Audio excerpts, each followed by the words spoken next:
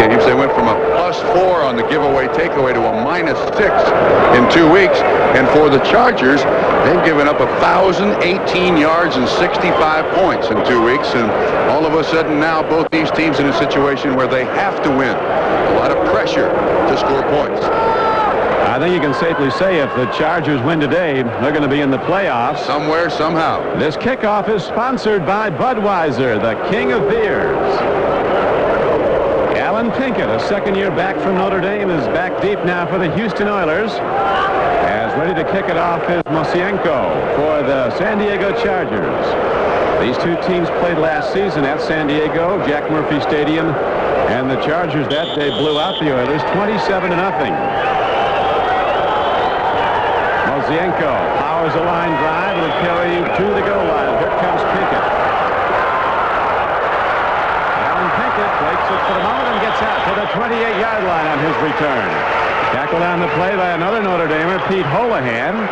A courageous guy, Warren Moon, Trump, but you hope he's not going to jeopardize that right arm. Don, I saw him just before the game, and I said, how's your shoulder feel? And he said, weird. I said, has it ever felt weird before? And he said, no. He's also never played in a game that he could remember where he did not practice at all during the week. Strong armor from the University of Washington. And of course, the Canadian Football League, where he quarterbacked 5 consecutive Canadian Football League championship teams at Edmonton. First and 10, pitch back goes to Rozier, and he's hit in the backfield, and now going east and west, he does knock down for substantial losses. Elvis Peacock, the left corner, finally chopped him, and Rozier is down. Leading rusher for the Houston Oilers, 4th best runner this season in the NFL.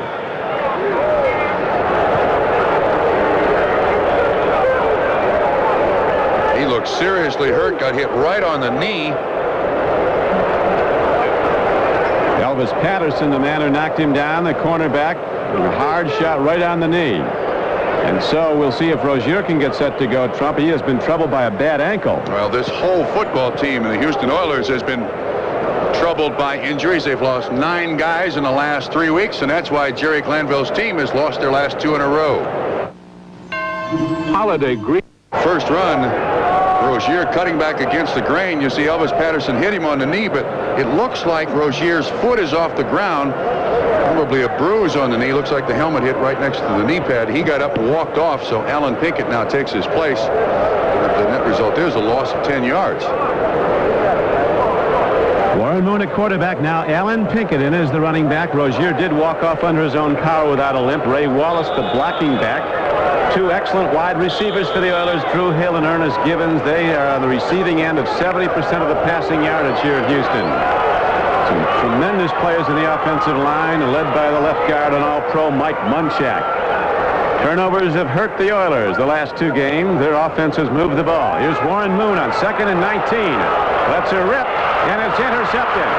Picked off by Bensy Glenn, and he's still running inside the 30. And Glenn is finally knocked down at the 29-yard line. So Warren Moon with the bad arm guns the ball. It seems well downfield, but a miscalculation as Bensy Glenn was right there to get a room service interception. The ball was intended for Ernest Givens. When you do not practice all week, you lose some of the timing, some of the feel, and it looked like he overthrew this one. Just has no confidence in his shoulder. Strange that Bensy Glenn started the San Diego Chargers' fortunes out last week with a 103-yard interception return for a touchdown. He starts him in the right foot again today. Pick that one up with John Elway. Quick out, go to the far side, and Lionel James at his best after he catches the ball. Takes it inside the 25-yard line and down to the 24. Al Saunders, coach of the Chargers, told us yesterday that the big reason for moving Lionel James to wide receiver is because he is small and at his best when he gets the ball, so let's give it to him one-on-one rather than taking the pounding into the line. Not a bad idea at all. And of course, a lot of times they put Lionel James inside so he has safety coverage. There was a gain of 5 yards in that quick out. Now Fautzko to the run. Running hard with the ball. Taking it straight ahead is Curtis Adams. Second-year running back from Central Michigan who hasn't had a lot of carries, but he takes it inside the 25-yard line of the Oilers. Knocked down by John Grimsley, an inside linebacker, number 59. Childress has been the best defensive player for Houston. He was the number 2 player picked in the entire draft 3 years ago out of Texas A&M. notice that San Diego is alternating tackles. It looks like the tackles are bringing the plays in. Thompson and Kowalski have been bringing the plays in.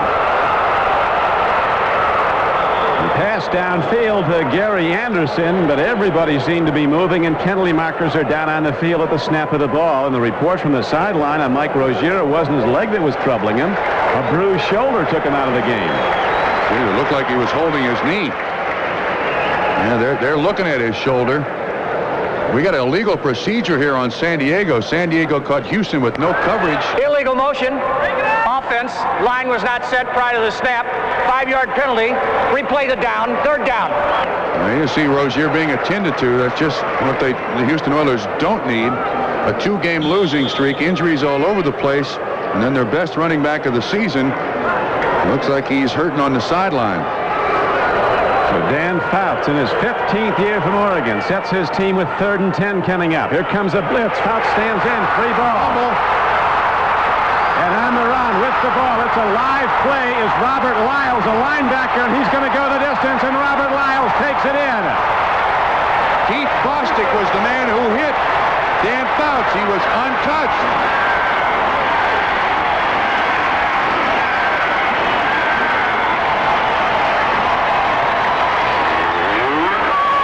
Bostic made the hit. Lyles picked up the free ball, and 55 yards later, he's in the end zone with a touchdown. And the Oiler defense puts up the first points of the day at 6-0 Houston. Fouts never saw him. Never saw him. Came from the backside. He got blistered. Both of these football teams defensively rely heavily on the blitz. There's Bostic corner your screen 25. He's the one who made the hit. And then Donaldson and Lyles were kind of bobbling the ball back and forth, and Lyles picks it up and runs it in for a touchdown. That's when you've lost 2 games in a row, your confidence is shaken a little bit. That's exactly what you need to get off on the right foot. Grimsley had a 93-yard fumble recovery and returned for a touchdown last season. Now penalty markers are down. The play apparently whistled dead before the snap. 12:25 to play in the first quarter. And the Oilers, who failed to move when they had the ball, now all of a sudden, after giving up the interception, force a fumble and turn it into a touchdown. You see that a lot nowadays in the NFL, Don, because when you blitz a great deal, you're hiding a weakness. And the defensive backfield of the Houston Oilers is good, but they're missing a very, very important part of that defensive backfield. Steve Brown is out of the game because of a bad knee. So the more you can blitz and the more confusion you can create on the offense, the better chance you have to win. That's always been a real earmark of Jerry Glanville's defenses. Another point, though, Trump, if you're going to blitz Fouts, you better get to him because he kills the blitz. He loves it until he gets... This time he didn't have time to unload. You can see everybody coming, and Bostic is untouched. The ball hits the ground, and then watch Jeff Donaldson, 31, and Lyles kind of tip it back and forth, and then Lyles, for a big guy, shows pretty good foot speed. 55 yards and a touchdown. Lyles, a 4th-year linebacker from Texas Christian. Not that big for a backer, 6'1", 225. Now penalty mark off against the Oilers, sets the ball at about the 7-yard line, so Zendejas will try the extra point. It'll be the equivalent of a 25-yard field goal. As a new holder, Jeff Gossett, the punter, just brought in, picked up. Extra point is up and good. So the Oiler defense draws first blood. It's a 7-0 game. Houston Oilers kick it off in a moment. Don Criqui with Bob Trumpy back at the Houston Astrodome, where the Oilers have just blitzed Dan Fouts, and here it is, Trump. Watch what happens. We're going to stop this tape, and you'll see, count the white hats. 1, 2, 3, 4, 5, 6, 7, minus Fouts. And if you count the blue jerseys, you got 8 players and 25 at the bottom of the screen. That one is the one that just absolutely blasts Fouts in the back. And the blitz works the first time the Houston Oilers use it. And then when it works the first time, you can expect it the rest of the day, Don. So with the 55-yard return of the fumble for a touchdown, and Robert Lyles, and the extra point that's good, it's a 7-0 game. Houston, and now they kick it off. Jamie Holland, rookie of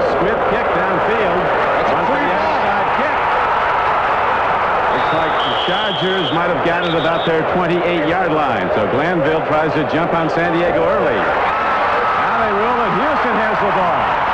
That ball was originally picked up by a San Diego We better player. sort this out. Yeah, he's got a San Diego ball. That ball is a free ball. Now, a player can come up and make a fair catch, and he must be allowed the room to catch it. But yesterday, Houston was practicing that right here in the Astrodome to try to come up with a trick play. And see, everybody's kind of waiting around for it. That's a free ball. You got to go after it. There you see the San Diego player apparently getting up on it. Can't really tell what the number is, but nevertheless, Chargers ball. Tim Spencer, the lone setback for San Diego. Chargers down 7-0 early in this game. Spencer hit and knocked down. Coming up to make the play was outside linebacker Johnny Meads, number 91. Very good against the run and not good at all against the pass.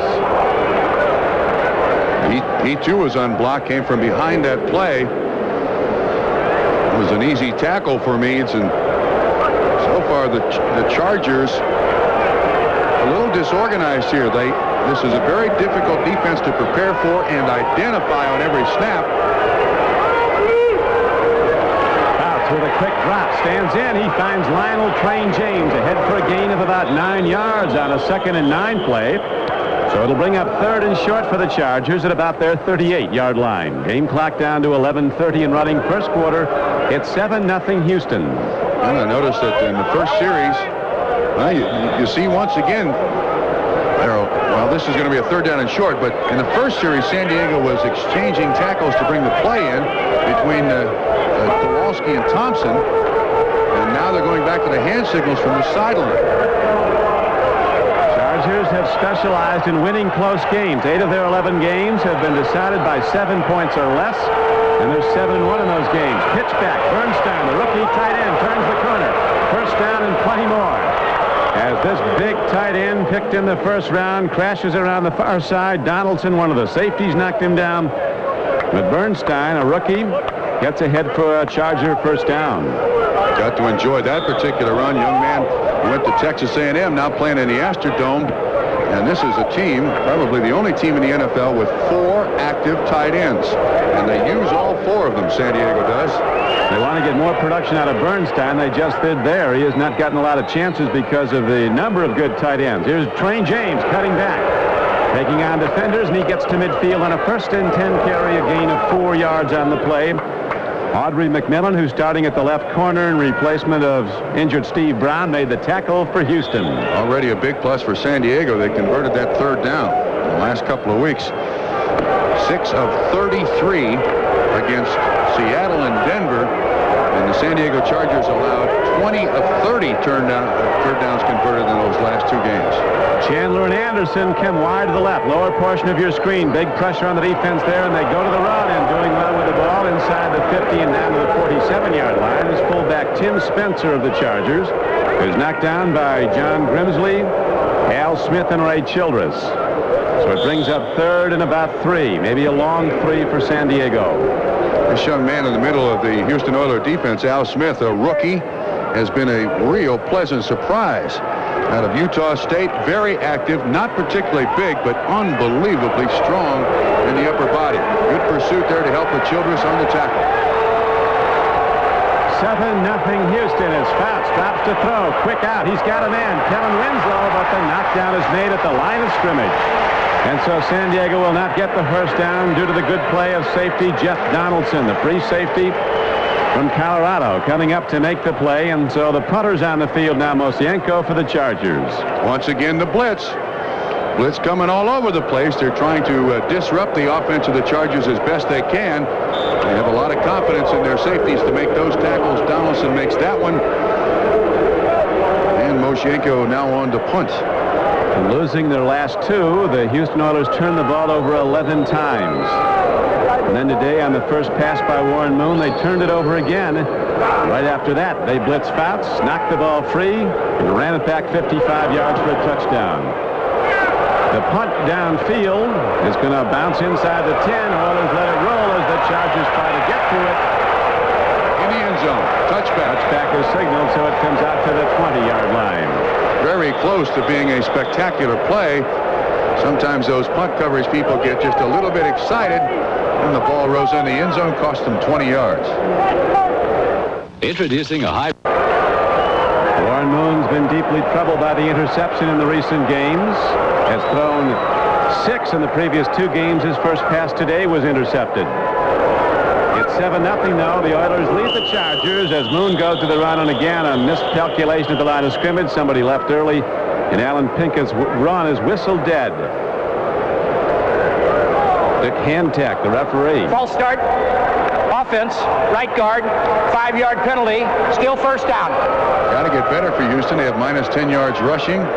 0 for 1 in the pass department and an interception. It's got to get better for him, doesn't it? Joe Montana's just thrown a touchdown pass to Rathman. Steelers up on favored Seattle 3-0. A game of significance to these two teams. Seattle from the West and Pittsburgh, of course, in the AFC Central with the Houston Oilers.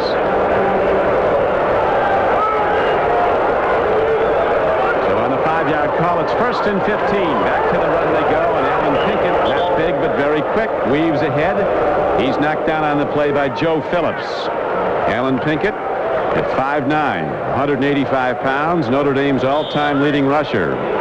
The Chargers defensively have Lee Williams, Mike Charles, and Joe Phillips across the front. Of course, their brilliant rookie of a season ago is still rehabbing the surgical knee, Leslie O'Neal.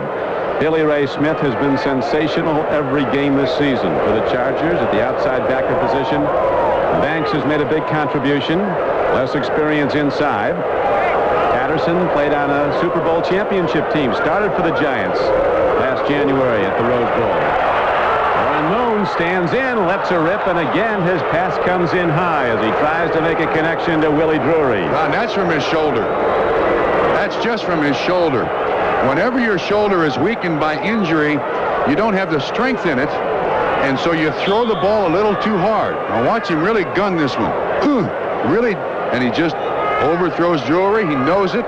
That's from a lack of practice all week and also the injury to the shoulder. Knowing the situation that Houston is in, this is a must-win situation. You got to get more out of Warren Moon or their quarterback, or they're going to have to go with somebody else. That is his problem warming up, throwing the ball above and beyond his receivers, and now in the game the same difficulty is from the shotgun. On 3rd and 13, he wings it out, coming underneath the coverage is Drew Hill. The ex-Ram gets out to the 30-yard line. Very close to a first down, but the mark might be just short of it. It's not enough.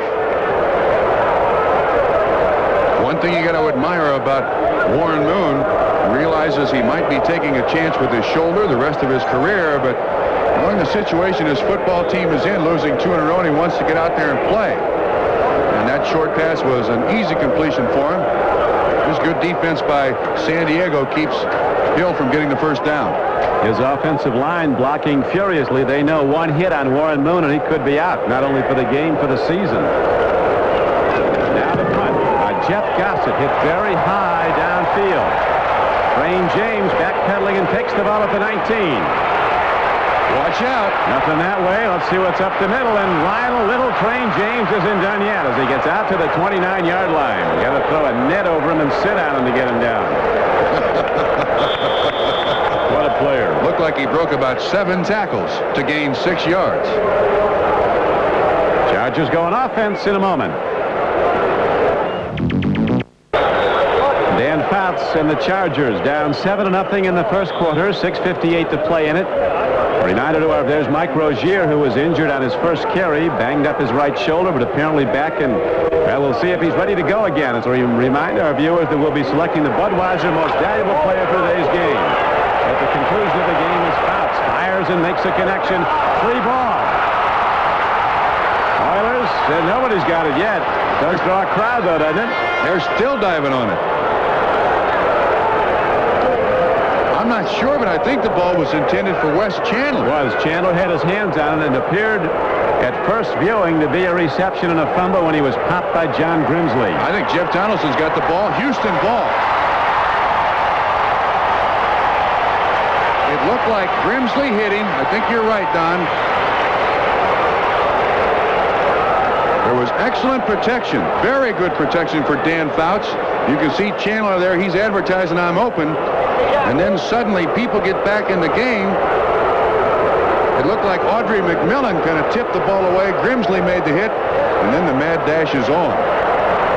Donaldson somehow comes up with it. So now we've had 3 turnovers, 2 by San Diego, 1 by Houston.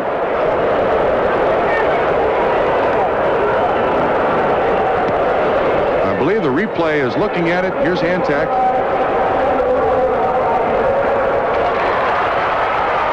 It is a turnover. The catch stands. It's interesting, too, that Houston, coming into today's game in the last 2 weeks, have turned the ball over 11 times. Now they've gotten 2 turnovers already in the first quarter. And now the very celebrated rookie newcomer to the Oilers, Alonzo Highsmith, is in the game. 3rd player picked in the last draft from Miami of Florida. That's Highsmith. Running with a vengeance. He has been waiting for his chance, and Highsmith busted inside the 40 and down to the 37-yard line. Knocked down on the play by the outside backer, Chip Banks, and inside linebacker Jeffrey Jackson of San Diego. No one denies Highsmith's ability to run the football, but he's carried it just twice. Once for 3 yards several weeks ago, and the second time he fumbled it, upset Jerry Glanville to no end. He hasn't played much since, or hadn't carried the ball much since. He got 6 on that carry to make it 2nd down and 4 for Houston. Moon over the middle, dumps it off, and running with the ball is Alonzo Highsmith down to the 26-yard line. First down on the play, a gain of 10 yards. They've been waiting for this young man in Houston for a long time. After an extended holdout, threat of a lawsuit, it'll take him a while to catch on to the offense of Houston. Interesting, too, Glanville said this guy didn't run the ball a lot when he was at the University of Miami. He's green. He's still got to learn how to run the ball at all. High school is a defensive end. Played 1 down in offense his entire high school career. Valentine, another big back, gets the call. A runner from Texas A&M, and Ira Valentine is down close to the 25. Gained only about a yard. Now, the reason we're seeing a lot of these replacement running backs is that Mike Rozier, on the first carry of the game, in reversing his field, somehow hurt his shoulder. It was x-rayed. He's got his shoulder pads back on. It looks like it won't be long before he's back in there. And he's had an excellent season so far, 4 100-yard rushing days. And he's the guy that can really pound it up in there, and also is an excellent receiver. It's about a career for Charles White, isn't it? 952? Yes, it is. At least in the pros, and here is a handoff, and not much there as the Charger defenders, with cornerback Gil Bird shooting the gap. Aided by the inside backers, makes the knockdown on Alonzo Highsmith, bringing up 3rd down and about 8. Game clock down to 4:30 to play in the first quarter. It's a 7-0 game, Houston. If you joined us late, the Oilers scored when they blitzed Stan Fouts, forced the ball free. It was picked up by linebacker Robert Lyles, and 55 yards later, he was in the end zone for the game's only score. Now the Charger D looking for pass. 3rd down and almost 9. Moon setting in the shotgun with 4 wide receivers in the game. Big rush, big throw. Here's a connection, but there's a penalty knocker down. As Haywood Jeffries, a rookie from North Carolina State, also a first-round draft choice last spring, makes his biggest play so far as an Oiler if it goes, but the Chargers are signaling it's against Houston. Illegal procedure against Houston. Interesting that Jerry Glanville, well, here, Dick Hantak here. Illegal motion, offense, number 85, turning upfield too early. 5-yard penalty, repeat the down. Penalty on Drew Hill. Last year, Jerry Glanville had an ex-NFL official come to summer camp with him because they averaged 8 penalties a game, and it just killed him. This year, he hired a real full-time NFL official, and he brought him to training camp, and this year they're averaging 8 penalties a game. The point is, it hasn't helped, and that was their 3rd penalty of the day so far. 3 penalties for 15 yards. I think every team in the league now, Trump, brings an official to camp. A lot of them, it's helped a lot, though. They didn't do it as much this year as they did last year, but penalties and turnovers have just killed this Houston Oilers team over the last 3 seasons. Oilers got off to a 6-3 start, shared the lead with Cleveland after 9 games, and then 2 lopsided defeats the last 2 weeks, and all of a sudden the papers are full of possible coaching changes. Will Jackie Sherrill come here from Texas A&M? It hasn't made it any easier for Glanville. Chargers fake the blitz, drop back in coverage, throw, and off the hands at the 11-yard line of Haywood Jeffries. The exact same pattern they struck out on the play called back. Daniel Hunter, the man in coverage. Jeffries, a very fluid athlete. His speed is deceiving because of his height. 6'3.5", almost 6'4". That one just slightly overthrown by Warren Moon, but I think Jeffries should have reached out, kind of dove for that one a little bit. Tony Zendejas having a great season for the Oilers. He is 16 of 22 on field goals, has not missed an extra point, and he's 6 out of 9 from 40 plus. Ready to try one that'll be a 48-yarder. Plenty of distance. And Zendejas from Culiacán, Mexico, booms it up and through. He played collegially at Nevada, Reno. And the Oilers extend their lead to 10-0 over the Chargers, who came into this game as a slight favorite in Houston. Oilers have 10 points and 22 total offensive yards. That's very proficient, I would say. Dan Fouts checks the clipboard. Oilers have so far stopped the high-power San Diego offense. Chargers have had big problems in the recent weeks, as you know, Trump, running the football. In fact, they've been held to 83 yards rushing over the last 2 games. They had just 17 yards at Seattle and just 66 last Sunday against Denver. The Chargers have scored only 7 second-half points over the last 3 games, so their offense has really started to come back to the field after some big games early. One thing about this San Diego offense, it should be rested. In the last 2 weeks, the San Diego offense has run 91 plays. Their defense has faced 163. Now Saunders, the head coach, realizes the pressure that's on his ball club today to prove to themselves that they do deserve to be where they are. Another chip shot kickoff. This time the Chargers are waiting for it. Fielded by the big tight end Bernstein, and he turns the corner, and Rod Bernstein from Texas A&M gets it out to the 41-yard line back in his home state. If you're wondering if that's a missed kick, not true. That is done on purpose. White starts up after the play. Looks like somebody pretty small for Houston lining up against somebody pretty big for San Diego Chargers. There's the drive chart for San Diego already today, if you just turned on the television set. First drive, 2 plays and a fumble, Oiler touchdown. Next drive, 6 plays and a punt. Next drive, 1 play and a fumble. Those are not good numbers. Houston, a very aggressive team. You see the difficulties that Al Saunders and his Chargers have had over the last 2 games, 1,018 total yards. The hard fact remains, under Saunders in his first full season as head coach, the Chargers have the best record in the American Conference. You can say, well, they were 3-0 in the strike season. Everybody else had a chance to be 3-0 in the strike season, but didn't do it. At least in their division, Lionel James runs the ball and gets across the 40 out to the 41-yard line. That 1st and 10 carry was good for only a yard. Al Smith on the tackle. That formation that San Diego runs also has a pitch to it. And before this day is done, you'll see Lionel James pitch that thing out to Gary Anderson. They have got some offensive weapons, of course. One of the things you got to do to turn those offensive weapons loose is protect the quarterback. Gary Anderson going in motion for the Chargers. Fouts against a 3-man rush, gets time, makes the connection to James, and he's ahead for a 1st down. Lionel James on a 2nd down and 10 play comes out of the backfield, loops in behind the linebackers, and Fouts with a perfect strike to him, good for a 10-yard gain. One thing I've always liked about Dan Fouts is his ability to scan the field. He can find 2nd and 3rd receivers better than anybody that's presently playing the game or has ever played the game. He takes that picture quickly, drops, reads, and fires. Blitz. Long ball. Going for it is the rookie, and he can't come back to it. Timmy Ware was the man going for the ball from Southern California. Holland running a deep pattern, and Timmy Ware, just 5'10", in his 2nd year from USC, could not get back to the ball, a bit underthrown against the blitz. Patrick Allen was the man in coverage. You can see him, 29. He had a string of 22 straight games in which he did not allow a touchdown thrown over him. It was broken a couple of weeks ago. Still one of the best bump and run coverage cornerbacks you'll find in the NFL. Now Ware goes wide to the right. Near side. Jamie Holland.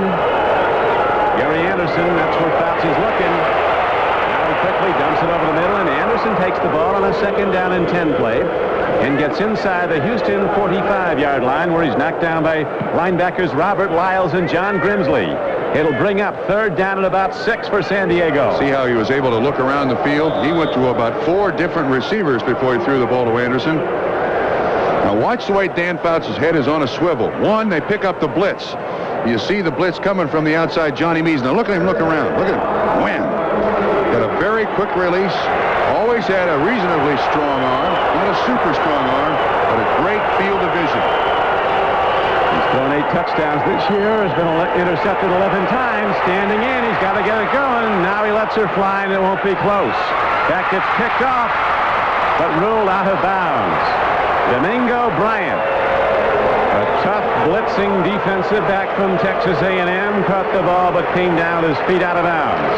Fouts missed a wide open receiver in the middle of the field. Kellen Winslow again. He threw it right into coverage. I think he was just trying to throw it away. Kenny Johnson was there along with Domingo Bryant. So drive stops for San Diego. Ralph Mosienko, who's 2nd in the American Conference in net yardage, over 43 yards a punt. The leader is Fullage, a replacement players with the Cincinnati Bengals.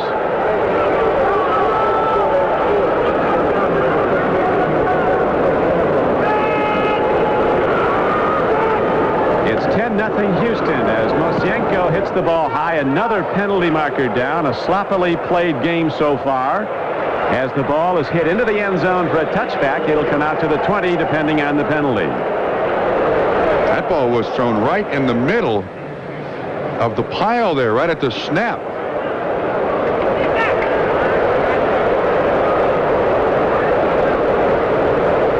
The Chargers really feel if they win today and go to 9-3, they're going to go to the playoffs, and the scenario is unbelievable. If it ever all worked out, they'd be the first team ever, if they went the distance, to be on the home field right through the playoffs.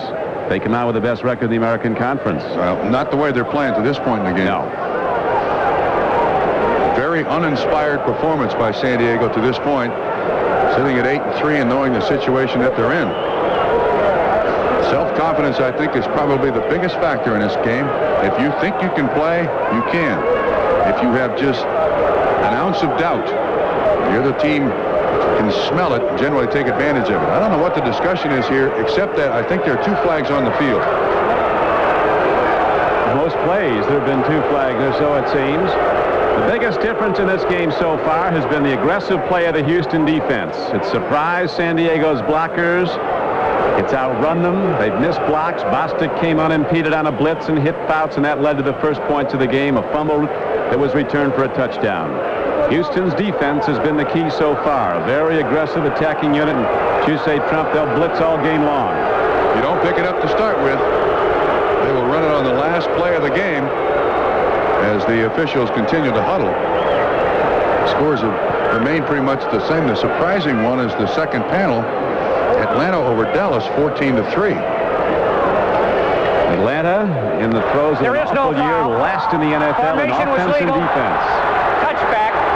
First down, Houston. Was no foul. Formation was legal. I think what they were worrying about was those players who report on the punt team, whether or not they had reported. If you get an ineligible number who is eligible to get on field, that could be an illegal formation, but nevertheless, 1st and 10 at the 20. So the Oilers, who lead the game 10-0, have it 1st and 10 at their 20.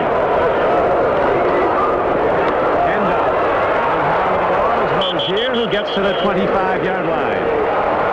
Jeffrey Jackson, an inside linebacker, made the stop for the Chargers. Rozier is late blooming for the Houston Oilers, but nevertheless, this season has been a spectacular performer. Won the Heisman Trophy in 1983 at Nebraska. Not big, but very tough. 5'10", 200. Warren Moon has not thrown the ball well at all to this point in the ball game. I think Boothby's doing well to be in there at all with a very serious shoulder injury. Now he looks, lets her fly, and he's got a connection. Downfield it goes to Drew Hill, and Ernest Givens picks it up, and Givens gets across for a first down. Gain of about 11 yards on the play. Gil Byrd was the man in coverage, and Byrd, of course, respecting Ernest Givens' speed, was giving him a lot of room. It was just a hitch. Warren Moon goes back 3 steps. 1, 2, 3, turns, throws it out there, and that's from the near hash to the far sideline. So it looks like at this point, Warren Moon's shoulder is all right. They're going to let the clock expire for the end of the first quarter. Get the wind at their back, huh? Yeah. Hot and humid outside, believe it or not, in Houston, Texas today. Inside, it's always the same. 72 and clear. Although it has rained in here with condensation building up on the Astrodome roof. Back after this. We're ready now to start the second quarter. The Oilers jumping off to a 10-0 lead in this game over San Diego, and the Oilers have the ball at their 35-yard line. First down and 10 as Dan Fouts and Al Saunders confer on the sideline. Kellen Winslow, the many-time All-Pro tight end of the San Diego Chargers, sitting to Dan Fouts' right, as their offense has not been able to move against a very aggressive Houston defense that is liable to send as many as 8 people at the quarterback. Soon they're going to get burned doing that, though. Well, the timely blitz, though, is the thing that's helped the Houston Oilers. And then the big hit, too, that was put on Wes Chandler for the other turnover. And that's pretty much been the feeling, the emotion of the game. A win today for Houston. It would be their 7th and would be the most since the team went 7-9 6 years ago. Charger win today would be their most since going 10-6 back in 1981. Moon on 1st and 10, hands off, and Rozier breaks the crust and rushes into the secondary of the Chargers across midfield. Mike Rozier runs ahead for a gain of 19 yards and a first down. Lead blocker was Alonzo Highsmith, 32. The little hesitation. Highsmith gets a good help on the inside linebacker, Jeffrey Jackson, and then Rozier looks like that shoulder's all right. He lands right on it, bounces up. Biggest pickup of the day for the Houston Oilers. Alonzo seems to be taken with the TV screen up here in the Astrodome, trying to see himself play in that 32. Handoff, running high with the ball is Ray Wallace. Second-year running back from Purdue. Takes it ahead for a gain of very close to 10 yards. They'll spot him down at the Chargers' 38-yard line. A gain of 9 yards on the play as the game clock's down to 14 minutes to go in the first half. 10-0 Houston. To this point in the season, the Chargers are allowing close to 150 yards rushing per game. It's the one thing that's probably kept them from being a dominating football team. Third down conversions by their opponents, and the rushing yards have just eaten San Diego up. Elvis Patterson and Gil Byrd at the corners, and they're playing way off the Houston receivers. As Wallace dips outside, Billy Ray Smith runs him down and makes the connection and knockdown, but it's not enough to stop the first down run. He got 3 and a first down to the Charger 35-yard line. Well, you can see that San Diego team walking back to the huddle. They look very, very uninspired. Now, the Houston Oilers offensive line is doing an excellent job of getting the defense off the line of scrimmage. But there's a lot of hands-on hips by the San Diego Chargers in the huddle. Just kind of standing there wondering what's going on. They need something to turn their fortunes here, get their heads in the game. That first turnover has really cost San Diego a lot of emotion.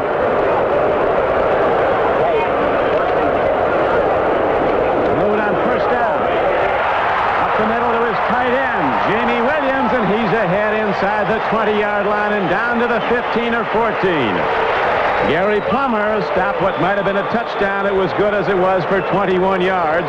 And a Charger is down. Looks like linebacker Chip Banks down at the 40-yard line. Williams goes in motion, and all he does is find a seam in the defense. He's not really running a pattern. He's just finding a seam. Right outside Gary Plummer, right inside the cornerback. And so we'll take a break while...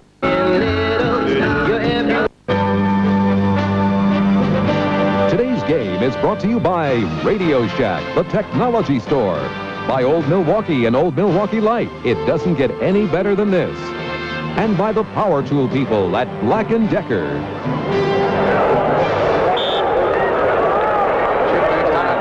Last play was coming on the blitz, and he got hit on the hip. Looked like a hip pointer.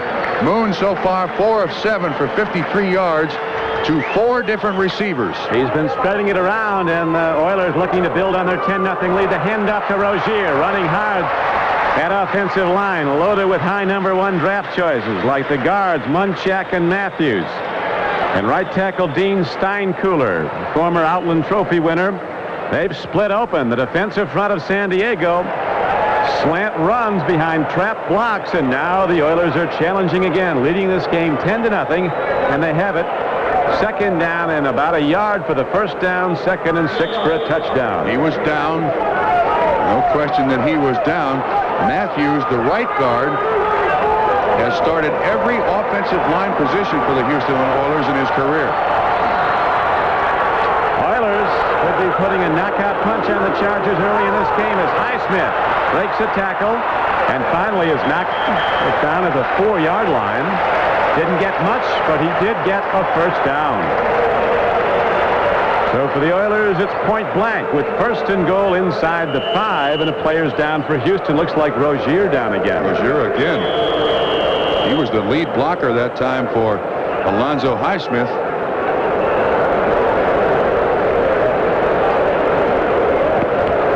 San Francisco building on a lead at cold Green Bay. A lot of people thought the 49ers would have trouble there. 49ers might be going to the Super Bowl. Seattle, after trailing 3-0, has now come up with 3 field goals to lead Pittsburgh 9-3. Cincinnati, your old team, Trump, finds a way to lose every week. How will they do it this week? 10-0 lead. They'll have to work on it. Yeah, 10 points is not enough. Not near enough. Not with 2 minutes to go, it's not enough.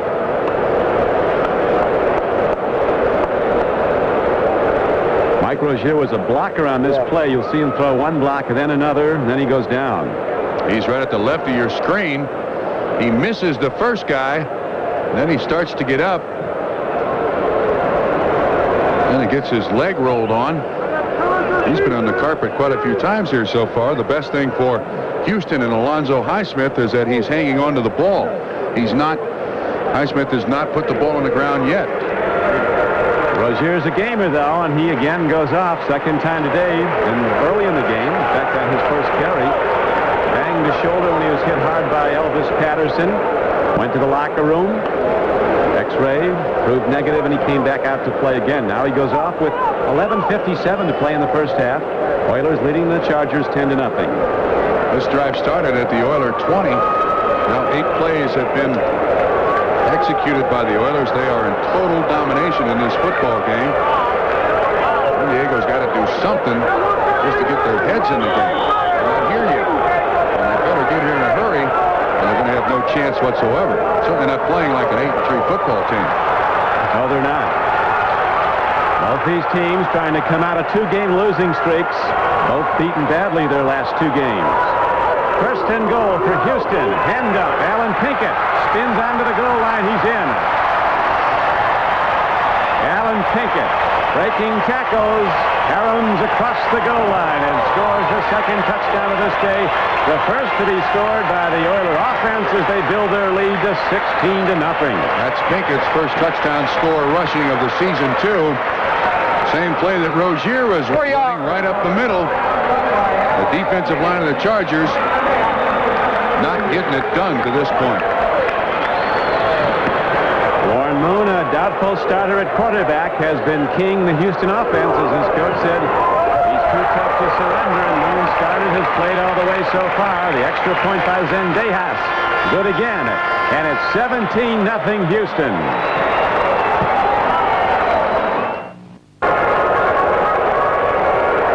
Mike Rozier is going to be ready for the whirlpool after this one. He's back and running on the sideline again after being banged up a 2nd time in the game.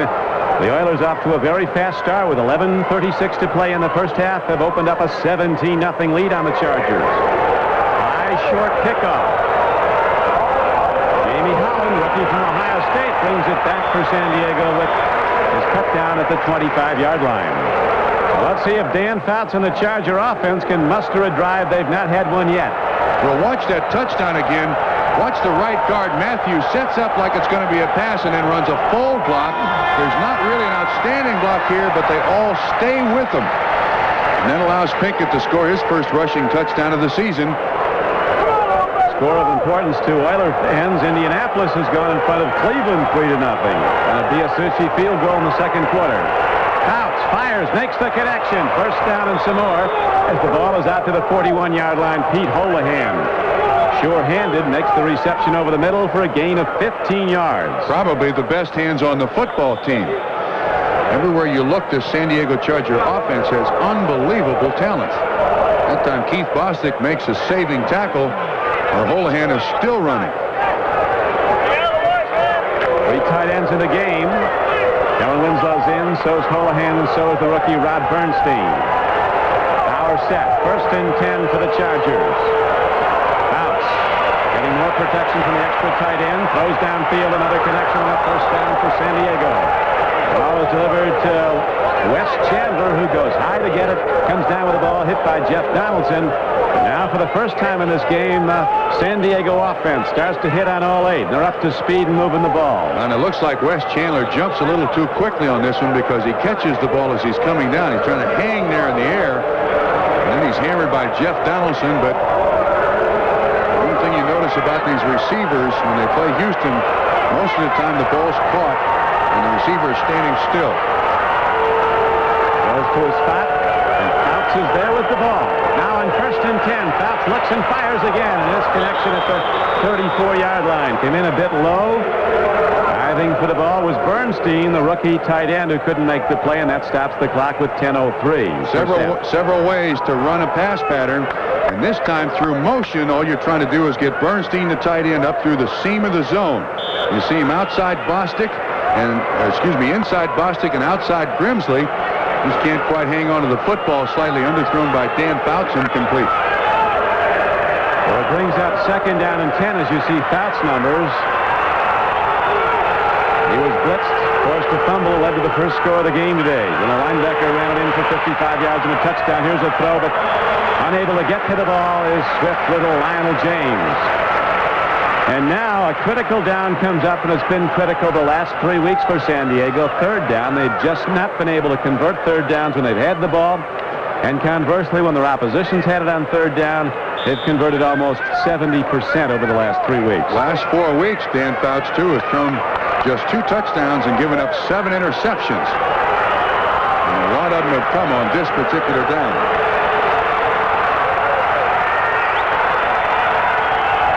17-0 Houston. Third and 10 for Fouts and the Chargers. Big rush. Open man, too high. James, that was Anderson who couldn't get to it. Anderson had the defense beaten, but the ball was too high even for the super athlete Gary Anderson, who went to the moon trying to get it. Again, the Oilers came with the safety blitz. That time, Jeff Donaldson. You see the end of the play. Patrick Allen is out there on Gary Anderson. Overthrown, and I think that's the product of the pressure that's been put on Dan Fouts to this point in the ballgame. So Ralph Mosienko on the field to try to punt for the third time today.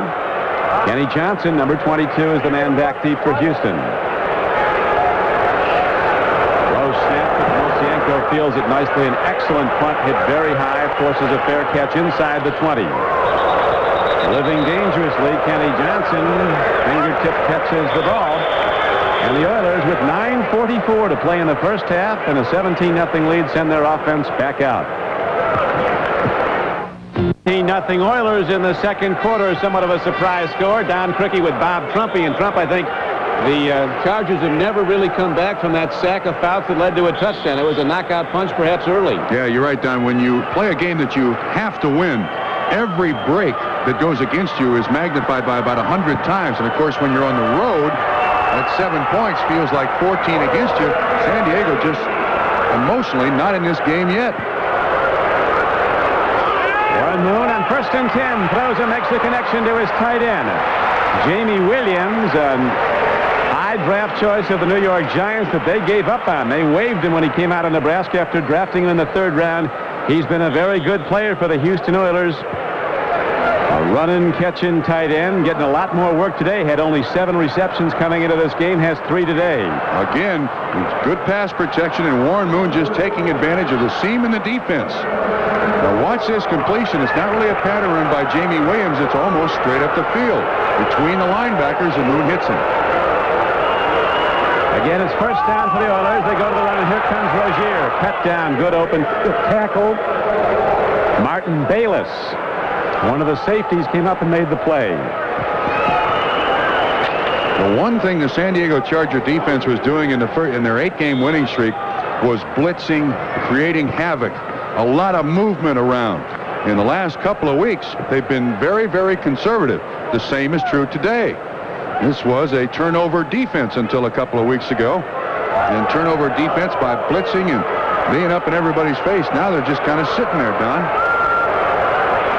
Loss on that play, though, makes it second down and about 13. Moon really fires and hits Givens coming up the right flank. Best play of this game on offense. Warren Moon, sore shoulder and all, drills a tight spiral into the hands of the fleet Ernest Givens. There is a penalty marker down. Elvis Patterson was the man in coverage. That's a 21-yard pickup. And now the questions about Warren Moon's shoulder. That's done. What a throw. What a throw. This is going to go against San Diego, too, so the catch will stand. Face mask. Defense, number 34, 15 yards, first down. That's intentional. That's a 36-yard gain, 21 on the catch, 15 on the penalty. That time the Chargers came with a blitz, and that time the wide receivers were able to get inside those cornerbacks. And watch Moon's throw here. 1, 2, 3-step drop right on the line. Givens makes that catch.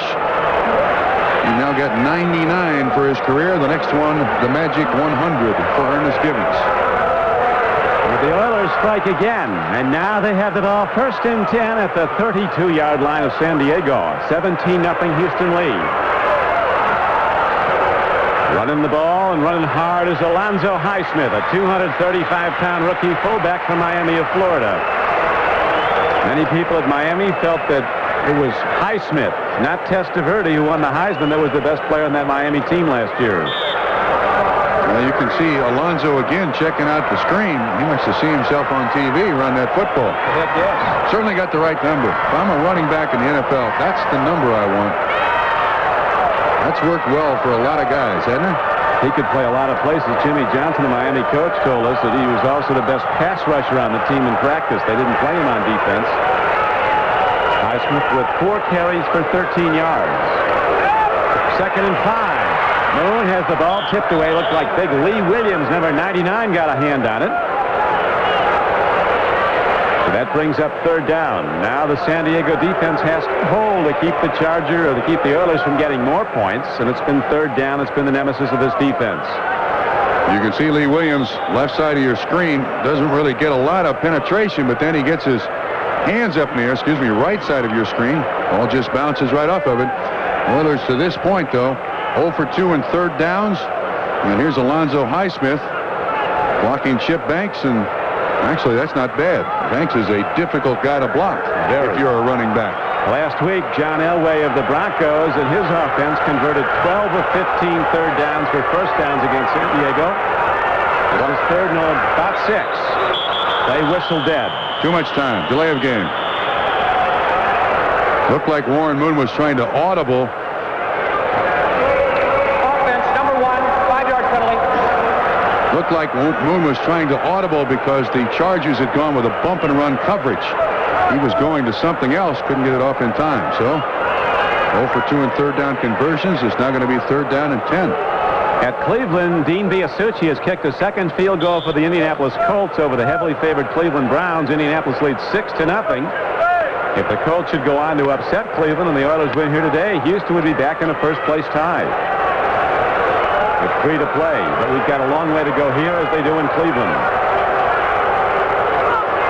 Moon on third and 11. Fires and connects. With the ball is Drew Hill. Knocked out of bounds at the 30-yard line. A very good defensive play. Elvis Patterson coming up and making the strike. There was really a gain of only a yard.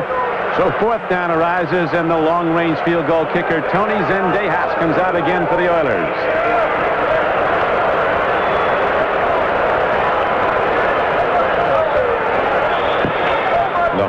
be at the 38-yard line. A 48-yard attempt. He boomed a long one earlier. He hit a 48-yarder earlier, you'll remember. Again, he has plenty of distance, and he has the range. Zendejas, only outstanding, hits him 47. With 7 minutes left to go in the first half, the Oilers are shocking the Chargers 20-0. Could be even worse. You know that? Houston has 20 points. It could be even worse. Now, I haven't the slightest idea what San Diego can do now to get back in this football game except for somebody to kick a chalkboard at halftime. There's the Indianapolis-Cleveland score, 6-0 now in the second quarter. Giants continue to lead the Philadelphia Eagles. San Francisco the 10-point lead at Green Bay. Seattle up on Pittsburgh by 6.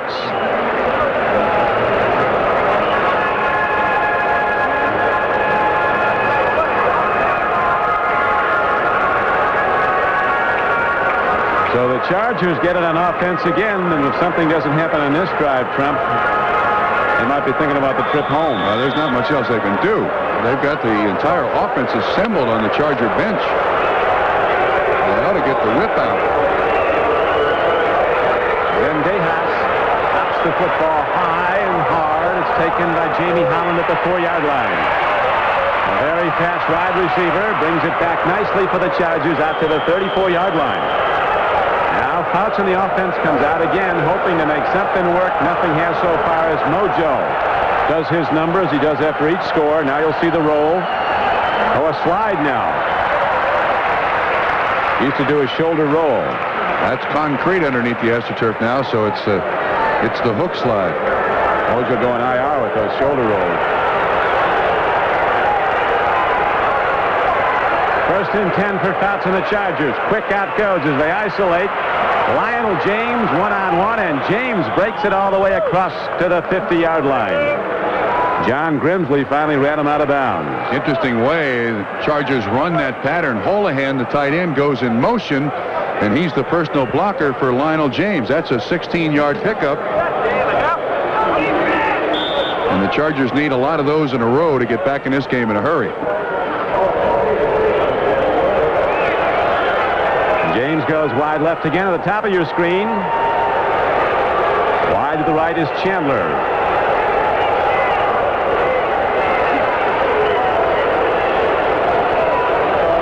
Tim Spencer on a straight-ahead give on first down. Hits down to the 47-yard line with 6:35 to play in the first half. On last night when we had our conversation with Al Saunders, one of his priorities for this season was to be a better running team.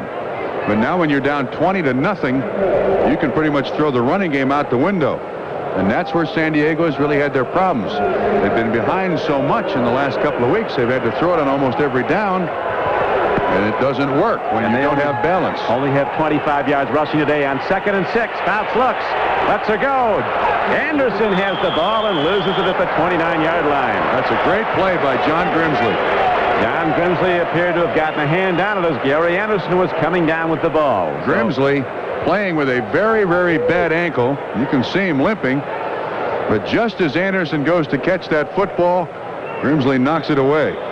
Watch the end of this play. Well, I think Anderson's got this ball in his hands. He does. And when he brings it down, Grimsley's hand goes up and knocks it out. Incomplete pass.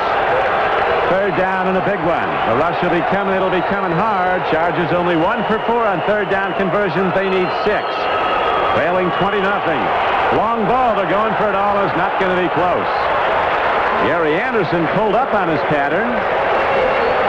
Fouts flew the fly, and Anderson pulled up at the 20, and then apparently thought he couldn't get to the ball. Interesting choice of play. They need 6 yards, and he goes for the distance. And he goes for the distance against Patrick Allen. Now, the other cornerback, Audrey McMillan, is making his first start in the NFL.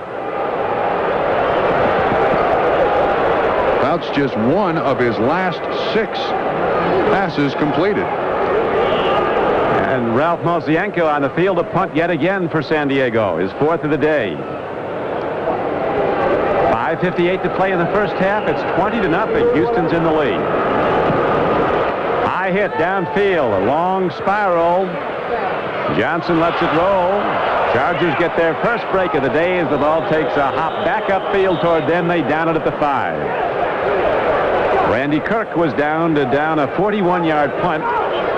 So Houston gets the ball again, but has the long field to go, as we remind you that Dan Reeves and the Denver Broncos, as good as anybody in the league at home and maybe as good as anybody in the league anywhere right now, go against the New England Patriots today as it's a doubleheader day on NBC Sports. Most of you will see that game. In some parts of the country, you'll be watching a very good Buffalo team, rising fast with its outstanding young linebackers, Cornelius Bennett and Shane Conlon, and its quarterback Jim Kelly going in to go against Bo and the Raiders. Bo was a perfect 10 Monday night.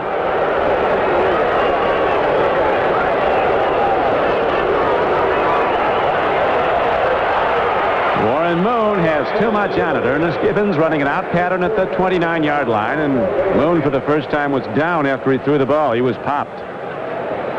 Now real pressure on the San Diego defense to at least give its offense a short field.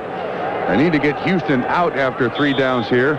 Moon's got plenty of good protection, and he's hammered at the end by, it looks like, Lee Williams. Gets him down.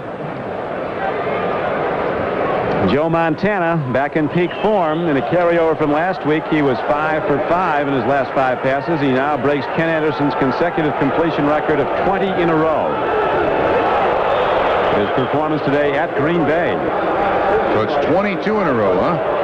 5 of 5 last week, 17 of 17 today by Joe Montana.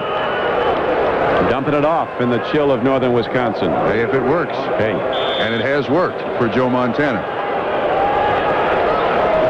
So now it's 3rd and long for Houston. If the Charger defense can hold here, they could get good field position with 5:15 to play in the first half. Yeah, San Diego's defense cannot let Houston squirm off the hook here.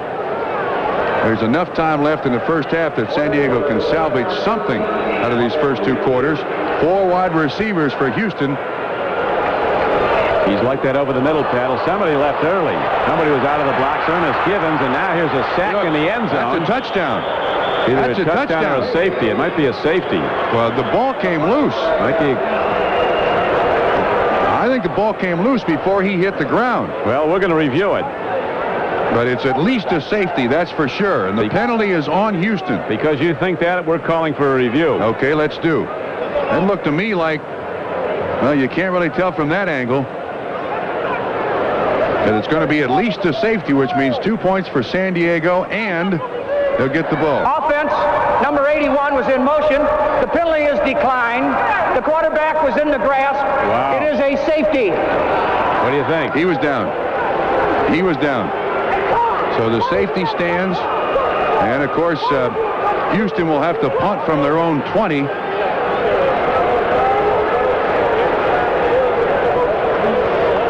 Overall, special teams play by the Chargers has been good this year. That was, of course, the work of the pass rush. That's been one area of San Diego that's helped this team get to 8-3. Now the Chargers are going to get the ball in good field position as Houston gets a free kick from its 20. That's a strange score, isn't it? 20-2. You don't see those very often.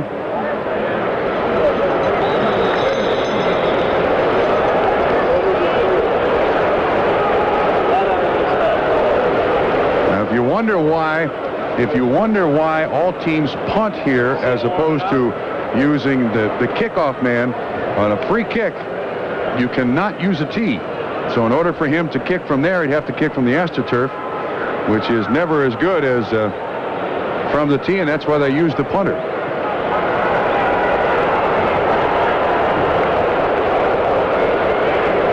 Free kick is also, if it's upfield more, can be a field goal. There's been games that have been won when somebody signaled for a fair catch and free kicked after it. That's true. You can also have an onside free kick. An onside punt works. Don Shula is the only coach in the league who's done it, and he's done it twice. And both times it worked. I'm not saying it's going to happen here. I'm saying it's a possibility, not a probability.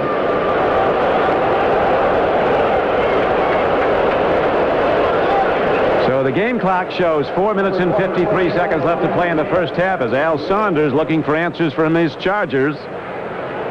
Outs in the offense should get good field position here after Warren Moon was sacked in the end zone for a safety. First points of the day for the Chargers scored by their pass rush. They trailed 20-2. Jeff Gossett, a longtime Cleveland Brown, picked up this week as a free agent, ready to free kick the ball with a punt. Lionel James, the man back deep, and he'll take the ball. Well hit downfield. James will take it at his 23. To the 30. 40. Marker in. Could be an illegal block by the San Diego Chargers on the return as their offense comes out. Usually is an illegal block on the return.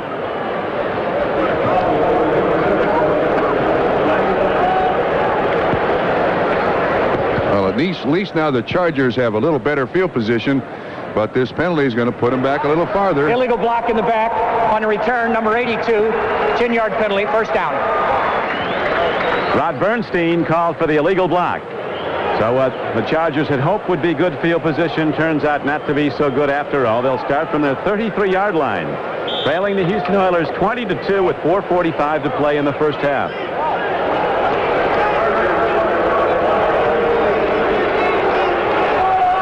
That's ready to start firing on first down with Chandler wide to the left at the top of your screen.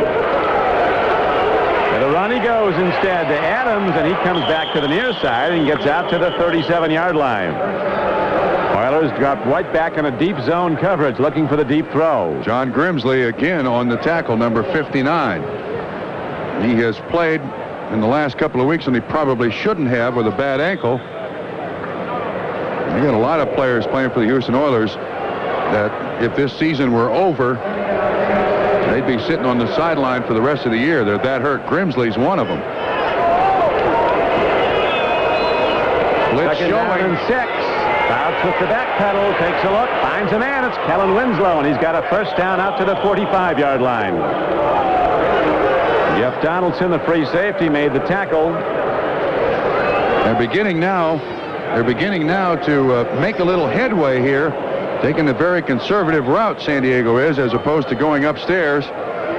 You got to watch Houston in these situations. This is when they really like to blitz, to destroy a drive.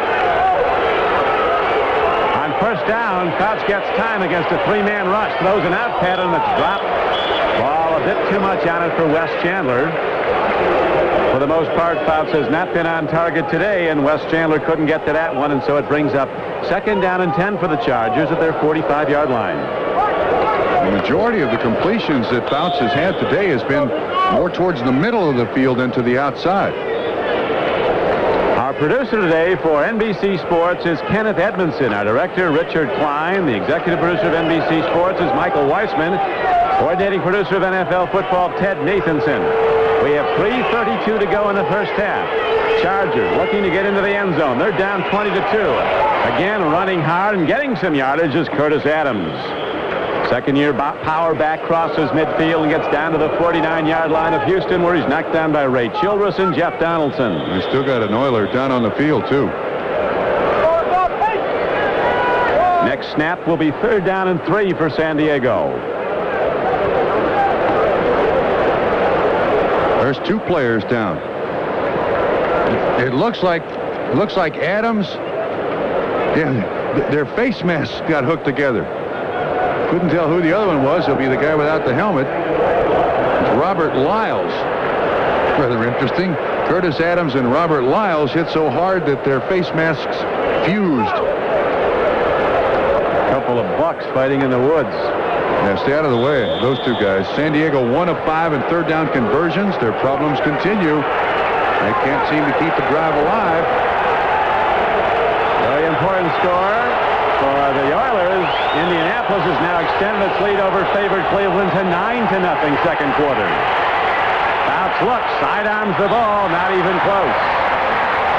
Chandler tried to come back at the ball, but had no chance on a reception. On the intended, the initial receiver there was Kellen Winslow. But in trying to get off the line of scrimmage, he tripped and fell. So Wes Chandler looked like about the 3rd or 4th receiver. Patrick Allen is the man in coverage, ball thrown low. All they were trying to do was come up with about 4 yards. And there you see Winslow. He had just gotten up off the ground.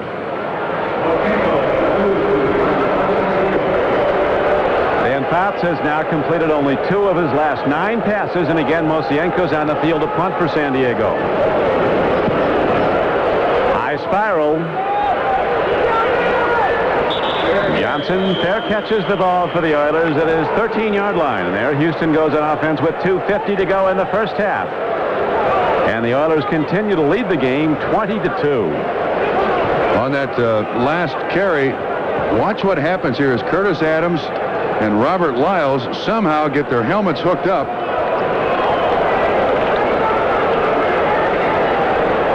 Looks like the rutting season up in the Rockies.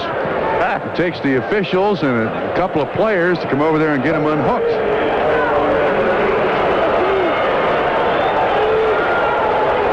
Warren Moon playing very well despite a badly bruised shoulder that it was feared would keep him out of this game. Goes to the run this time. Alan Pinkett, who scored a touchdown on his previous carry, is thrown back by the San Diego defense, but they might have been over-aggressive as a penalty marker comes in after the play. You never win those. Unsportsmanlike conduct.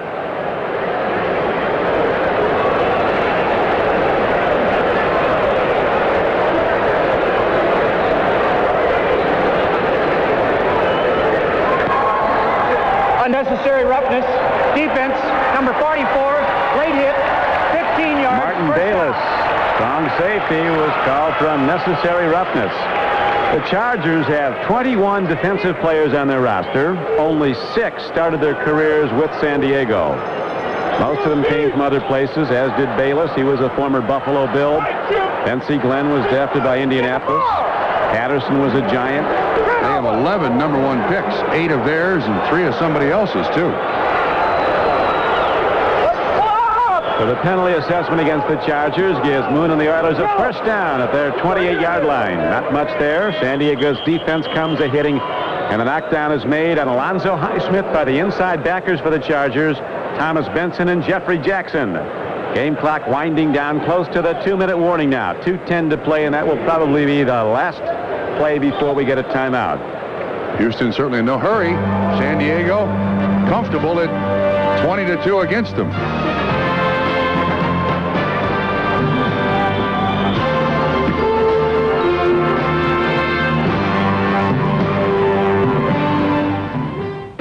Don Criqui with Bob Trumpy as Dan Fouts checks upstairs with the assistant coaches. Mark Herman sitting next to him, the backup quarterback.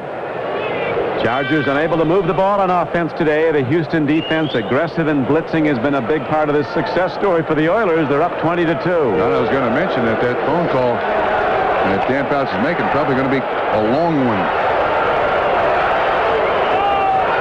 Time of possession just about equal, but not the scoreboard.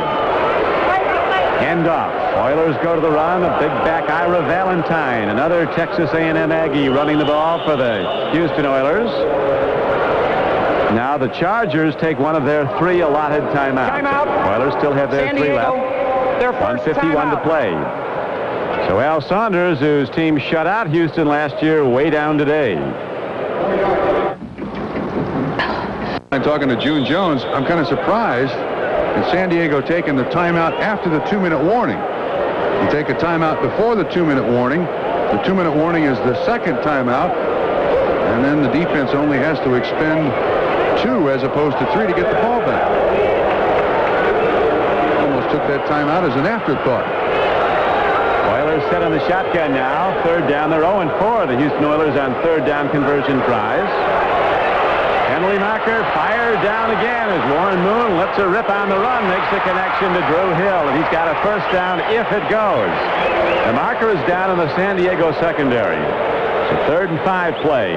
Got to admire Warren Moon running out there taking a chance with his throwing shoulder.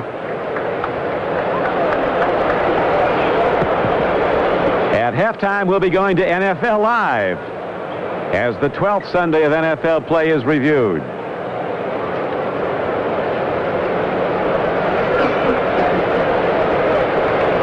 A lot of markers in this game, and here's the call on the last from Dick Hantak. Holding.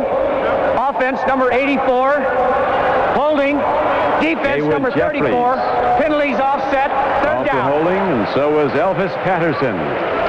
So they're offsetting, and we'll do it over again. A third down and long foreplay from the Oilers' 33-yard line. Colts and Browns now at halftime. Seattle and Pittsburgh running the ball a lot. They're already in the third quarter at Pittsburgh. That's the next opponent for the Chargers at San Diego Jack Murphy Stadium next Sunday. We'll review how it all happened when we go to NFL Live at halftime. Right now we have 1:42 to play in the first half.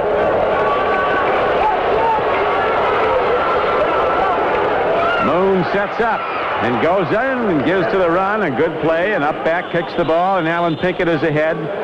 And he's going to be close, but just short of a first down on a third down try. They've run that play a lot, where from the shotgun, the snap, it's hard to tell exactly who's going to get it. That time Pinkett did.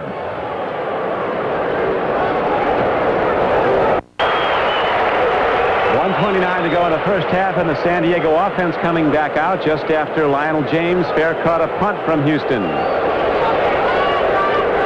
42-yard punt by Gossett, and now Fouts and the Chargers again with the long field ahead of them. They are some 79 yards from the Houston end zone. The Oilers lead the game 20-2. The biggest play of this game came early. Fouts dropped the throw. Bostic, strong safety for Houston, hit him from the blind side with a blitz. The ball popped free. Donaldson, the other safety, was blitzing, tipped it. It was grabbed in midair by Robert Lyles, and he sprinted 55 yards to the end zone. That was in the first quarter. The Oilers took a 7-0 lead on that defensive play, extended the lead with a field goal by Zendejas, then scored 10 more in the second quarter, building up a 20-0 lead, and then a safety on a sack of Warren Moon gave the Chargers their only points. It's 20-2. Terrific reception by Wes Chandler. One of the all-time best coming up the flank, and now the Chargers quickly go into alignment without a huddle. Fouts backpedaling on first down. Looks and fires. Again a connection far sideline. Kellen Winslow caught the ball, and he's going to be marked down at the 41-yard line. Yet another first down. Wes Chandler caught looked that. like he caught him, then Winslow came up with it. He tried a lateral to him. That's exactly what it was. Chandler caught it and lateral to Winslow, but they ruled Chandler down. Well, the clock continues to run. Fouts wisely guns the ball away on first down just to get the clock stopped and get some time to reconnoiter his troops and get things started with 44 seconds to play. He was also yelling at the referee, saying that we got the clock stopped over there on the far side. Chandler made that catch and then lateraled it to Kellen Winslow, and it looked like Winslow stepped out of bounds, but they didn't give him the stoppage of the clock. That's what the old hook and ladder that Miami ran against San Diego in that memorable playoff game. The referee right there is signaling, though, that Wes Chandler Winslow was already out of bounds. Second and 10 for San Diego. Fouts looks, he throws, makes the connection, but Anderson trying to cut back, drops the ball before he had it. And there's a penalty marker down anyway in the San Diego backfield. It might have been a holding call or maybe a roughing the passer. We'll see. Fouts was clapping, so he might have heard good news. The last reception now, the forward progress of Wes Chandler was stopped, and therefore the clock kept going. Unnecessary roughness, roughing the passer, number 59, 15-yard penalty, first down. That's John Grimsley. Had a whale of a first half so far, but that penalty certainly helps the Chargers' chances here now. This is a very important drive for San Diego. They're down 20-2 with 40 seconds to play in the first half. If they take it in, go into the locker room, they could be right back in this game in the third quarter. They've not been close to the Houston end zone yet today. Oilers with 6 DBs, Don. Winslow running and gets out of bounds. No, they rule he's inbound, so the Chargers quickly go into alignment. Getting onto the 15-yard line. Game clock ticking down. Winslow with a very spirited effort, catching the ball, fingertip reception on the dead run.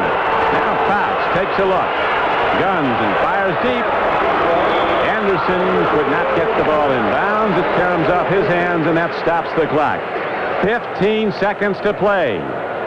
Second down and 10 comes up for the Chargers at the 15-yard line of Houston. That last catch by Kellen Winslow, I thought he was tackled and rolled out of bounds. The officials don't give you that sideline much when in the final ticks of a half of the game. You got to go clearly out of bounds, apparently. They got time for one throw, maybe two if it's a quick one, and then a field goal.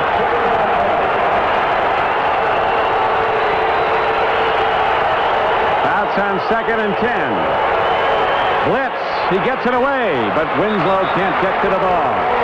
Dan Fouts was blasted by Kenny Johnson coming on a blitz, and also by Jeff Donaldson. Donaldson had great coverage on Kellen Winslow. Coach is going to try to put it up there quickly, so he's got another chance at it.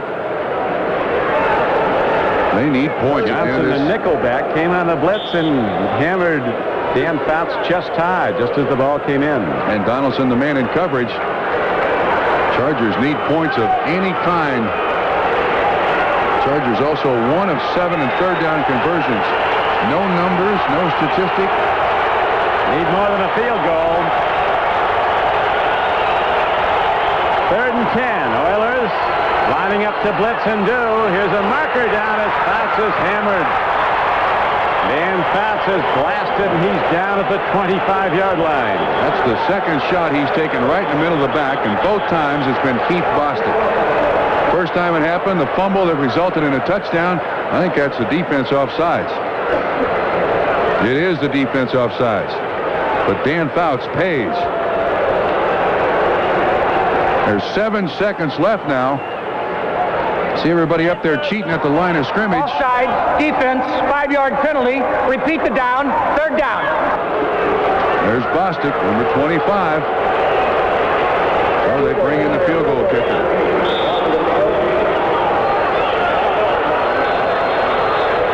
Vince Abbott comes in to try a field goal, so San Diego tries to come away with this with something. 7 seconds to go in the half. Field goal by Abbott is up, and it's good. 4 seconds to play in the first half, so San Diego will have to kick it off before the half ends, but the 27-yard field goal is good, and the offense of the Chargers scores its first points of this game in the closing seconds of the first half. It is a 20-5 count. The Houston Oilers continue to lead. That last penalty by Houston, their 6th of the day, and probably a good penalty to take. I mean, they didn't have much choice.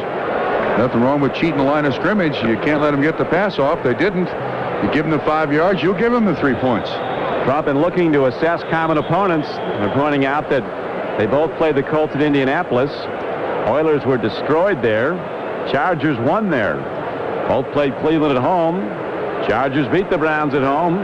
Oilers were blasted by Cleveland here in the Astrodome 2 games ago. In fact, as we pointed out, the Oilers have given up 91 points in their last 2 games. That's what's remaining at New Orleans. A tough assignment, then home to play divisional rivals Pittsburgh and Cincinnati.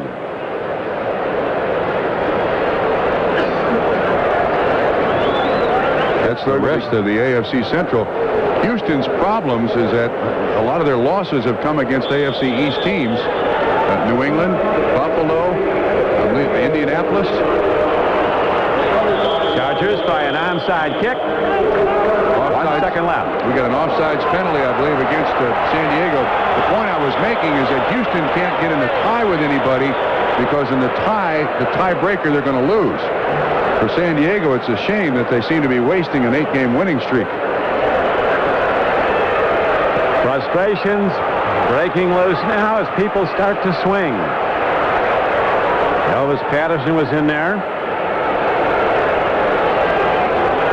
AFC Central Division. Cleveland and Houston both 3-1 in the division.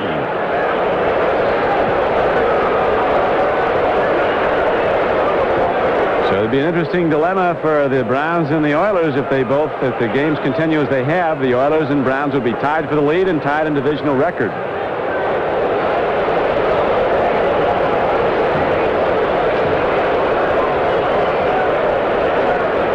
Cleveland losing 9-0 today to the Indianapolis Colts in the third quarter has Cincinnati next Sunday at Cleveland's Lakefront Stadium.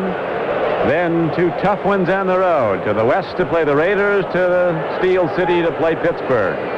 Place that they do not win very often. Three Rivers. 18 games in a row. Three River Stadium, but the last couple of years, they've managed to win there already. Take that back. Just last year they won there. If not the best played first half of the season, this could be the longest. I'll vote for the longest. I'm not voting for the best played. 1 second left in the first half, and it's a 20-5 game. The Houston Oilers are in the lead. 10 points in each quarter. Coach Jerry Glanville, the man in black, was defensive coordinator here. Took over in the '85 season when it was underway. Under him, the Oilers finished 5-11 last year. See his overall record, 11-18 so far through 2 full seasons as an NFL head coach. And there was the speculation that maybe they're looking, things go bad at Jackie We Sherrill, have Texas offsides A&M. on the kicking team, number 34. We have unsportsmanlike on the kicking team, number 36. We have unsportsmanlike, number 34 on the kicking team. We have unsportsmanlike, number 22 on the receiving. The penalties are offset. Number 34 of the white and number 22 of the blue are ejected. Just kicked out Elvis Patterson. And also out of the game is Kenny Johnson, one of the defensive backs for the Oilers. This is starting to sound like a hockey game. Yeah.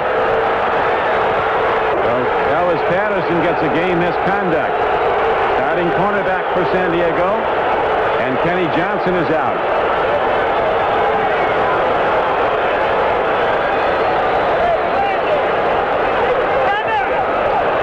Somebody 1 second left, first half. Somebody should have a power play.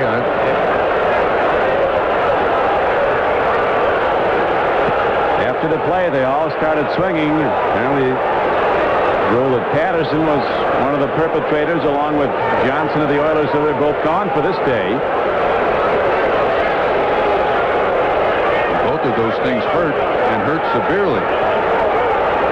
Dick Hantak, the referee, perhaps not covering himself with glory in running this game smoothly. I was going to mention that Kenny Johnson is the nickel back for Houston, and now it's going to have to be Domingo Bryant, so they don't have a 6th defensive back to play. And for Elvis Patterson, that defensive backfield of San Diego not the healthiest to begin with. And if not the best referee, Hantak is surely the slowest. Wants to get it right. Wants to get it right.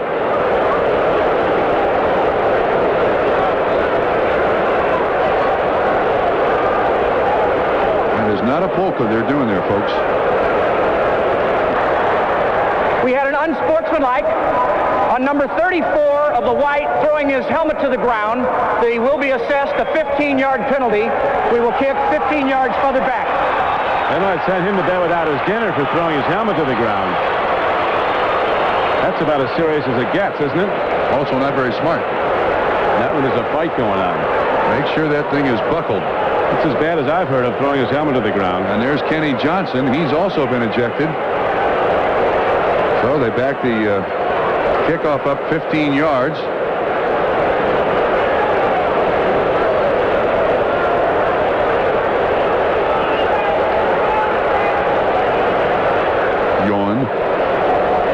Still 1 second to go, and still the Oilers lead the game 20-5.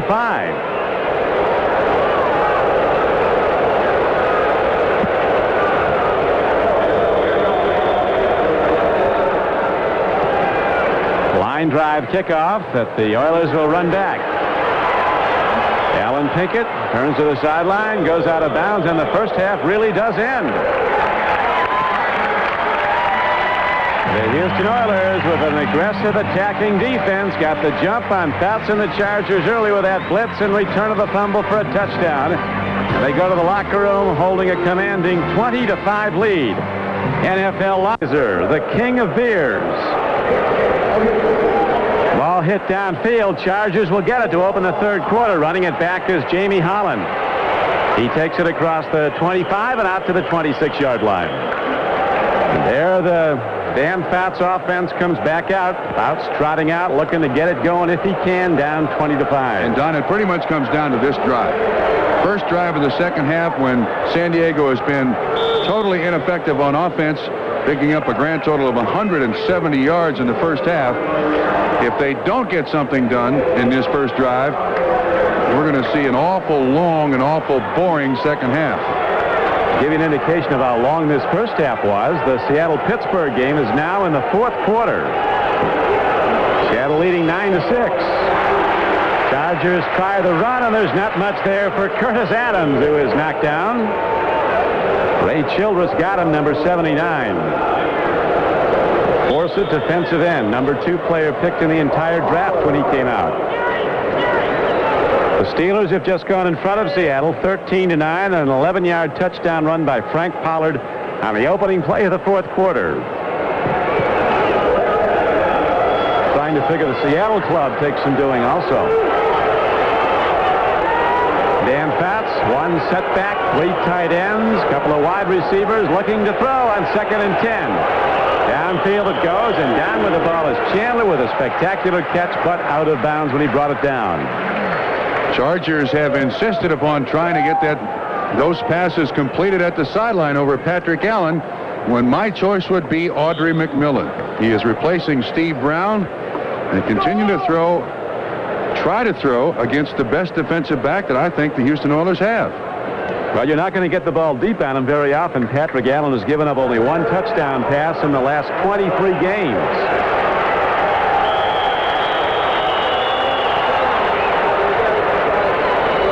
Now what do we have? Stoppage in play, a timeout by the Oilers. Their first. Interesting time to take a timeout. Well, with the lead, it's usually not as expensive, but a lot of times it comes back to haunt you, taking one to check your defense early in the second half.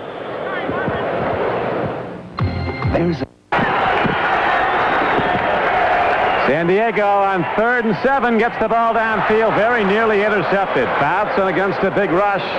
Now 1 of 8 trying to convert 3rd downs in this game. 3rd and 10 play almost turns into an Oiler possession. Ball was intended for Gary Anderson, the man in coverage, Audrey McMillan. That time Fouts pressured enough that he really couldn't set up and throw it. You see the double blitz again. Meads and also Robert Lyles up the middle. Fouts just couldn't follow through. Anderson does a good job to avoid the interception. Long punt downfield by Mosienko. Willie Drury goes back to his 15-yard line and starts back at the Chargers. Takes it to the 20, and there Houston goes on offense, 1st and 10.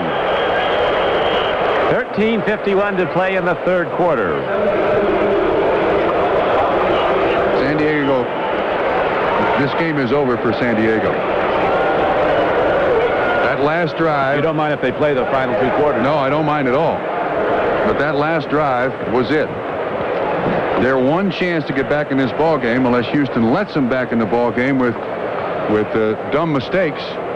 Chargers are not here today. That was a 60-yard punt.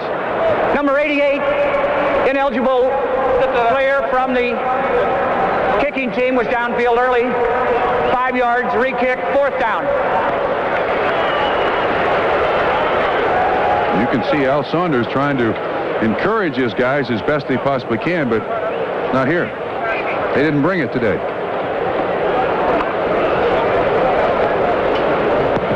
There's the evidence.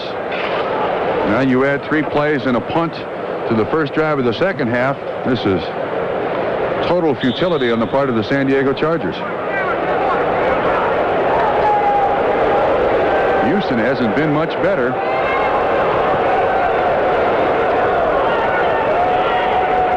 So Mosienko will punt it again after the Chargers are called for an ineligible man downfield, negating a beautiful punt by Mosienko.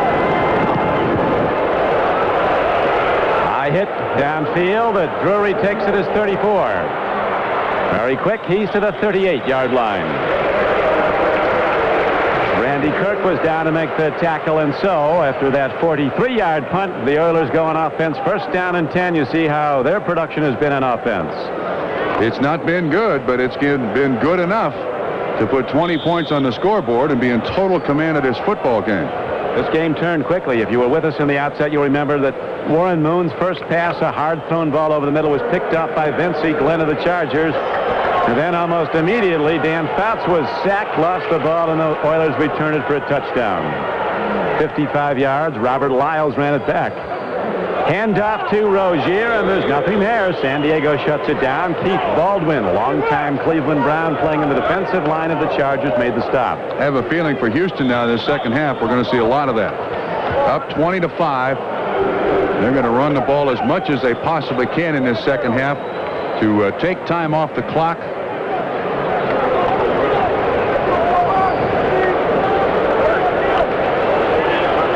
Loss of 2 yards on the play, and so it is now second down and 12. Billy Ray Smith and Chip Banks, the outside backers, come up tight.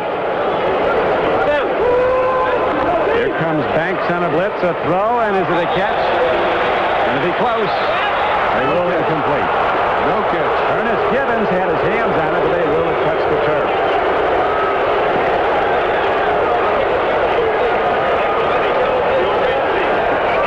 See if we can pick up what happens here. Yeah, I think that's an excellent call by the officials. The ball did appear to bounce on the ground. Incomplete pass. Third down and 12, and Houston has not been very good in third down conversions either today. 0 for 5. Now it is third down and 12 for the Oilers as Warren Moon sets in the shotgun with 12:55 to go in the third quarter. Open man is Drew Hill in the middle of the San Diego zone. He has a first down for Houston to the 40-yard line of the Chargers. A throw and catch with 24 yards to the Houston offense. Just over the outstretched hands of, I believe, Martin Bayless' foot. No, it's 56, Chip Banks. I mean, just grazes his fingernails. And that play, probably more than any play we've seen today, pretty much epitomizes the problems the San Diego Chargers have had. An inch short, an inch late, an inch slow, and the Chargers are trailing 20-5. Warren Moon has been a standout despite his sore shoulder, his very sore shoulder, that kept him out of practice all week and almost kept him out of this game. Now to the run they go on first down carry. Ray Wallace takes it, but a marker's down at the line of scrimmage. 12:02 to play. First quarter. There has to be a marker at the line of scrimmage. Or it wouldn't be a part of this game. Illegal procedure, Houston. False start. Offense, number 77, 5-yard penalty. Still first down. That's Bruce Davis, recently acquired from the Los Angeles Raiders. Now the Houston Oilers' 7th penalty on the day, and you can see the Charger bench. No enthusiasm whatsoever. Chargers badly need a big play. Need a turnover. They had one early in the game. Intercepted Moon. Delayed blitz. Billy Ray was coming. Billy Ray Smith, he didn't get there, and now the throw comes out in the flat, and Mike Rozier takes the ball to the line of scrimmage. It'll be second down and 15. No gain. Bayless, the strong safety, came up to cover the area that Billy Ray Smith blitzed from on the left side.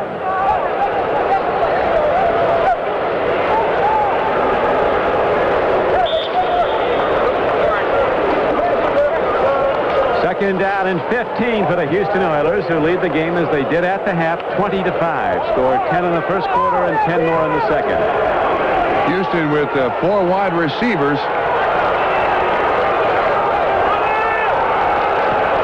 Three trips set to the left. Three wide out to the left side. Here's a blitz. They pick it up. Moon gets it away. He throws a connection to Givens. Penalty marker in from the back judge. Givens on the run is knocked out of bounds at the 20-yard line. Gilbert in coverage. Warren Moon really got absolutely hammered. Chuck Ian right in his face. It's against San Diego. The catch is going to stand. That's illegal contact by Gilbert down the field. Watch the pressure on Warren Moon. Holding. Defense, number 25. Penalty is declined. First down. 14th penalty of this game. He said 25 Vincey Glenn. I believe it's Gilbert 22.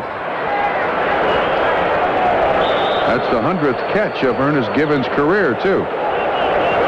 Which is all the more impressive when you consider it's just his second year in the league. Got 61 for over 1,000 yards as a rookie out of Louisville. He was a second-round draft choice. High back, deep back gets the ball. That's Mike Rozier, and on a first down carry, he hits down close to the 18-yard line. Little or no gain. Charger defensive front stiffening against the run. Houston content to move the clock as much as possible between plays. It's down to 10:30 and running in the third quarter.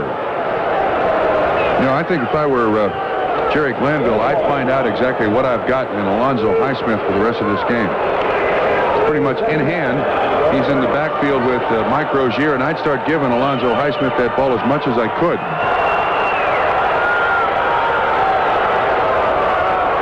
Second down, almost 10. Blitz picked up. Givens with a spectacular play. Is he in? No, he's out of bounds inside the 1-yard line. Well, I'll tell you. Touchdown, but the official did not, says he stepped out just before the goal line. I'll tell you what, that cone is inbounds and in the end zone. Exceptional play by Ernest Givens.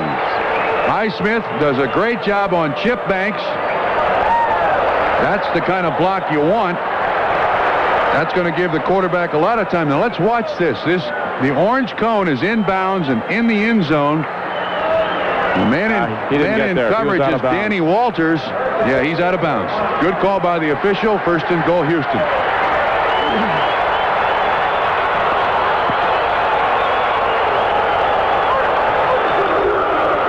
Rozier, he's over the top, and he's in the end zone. Touchdown, Oilers.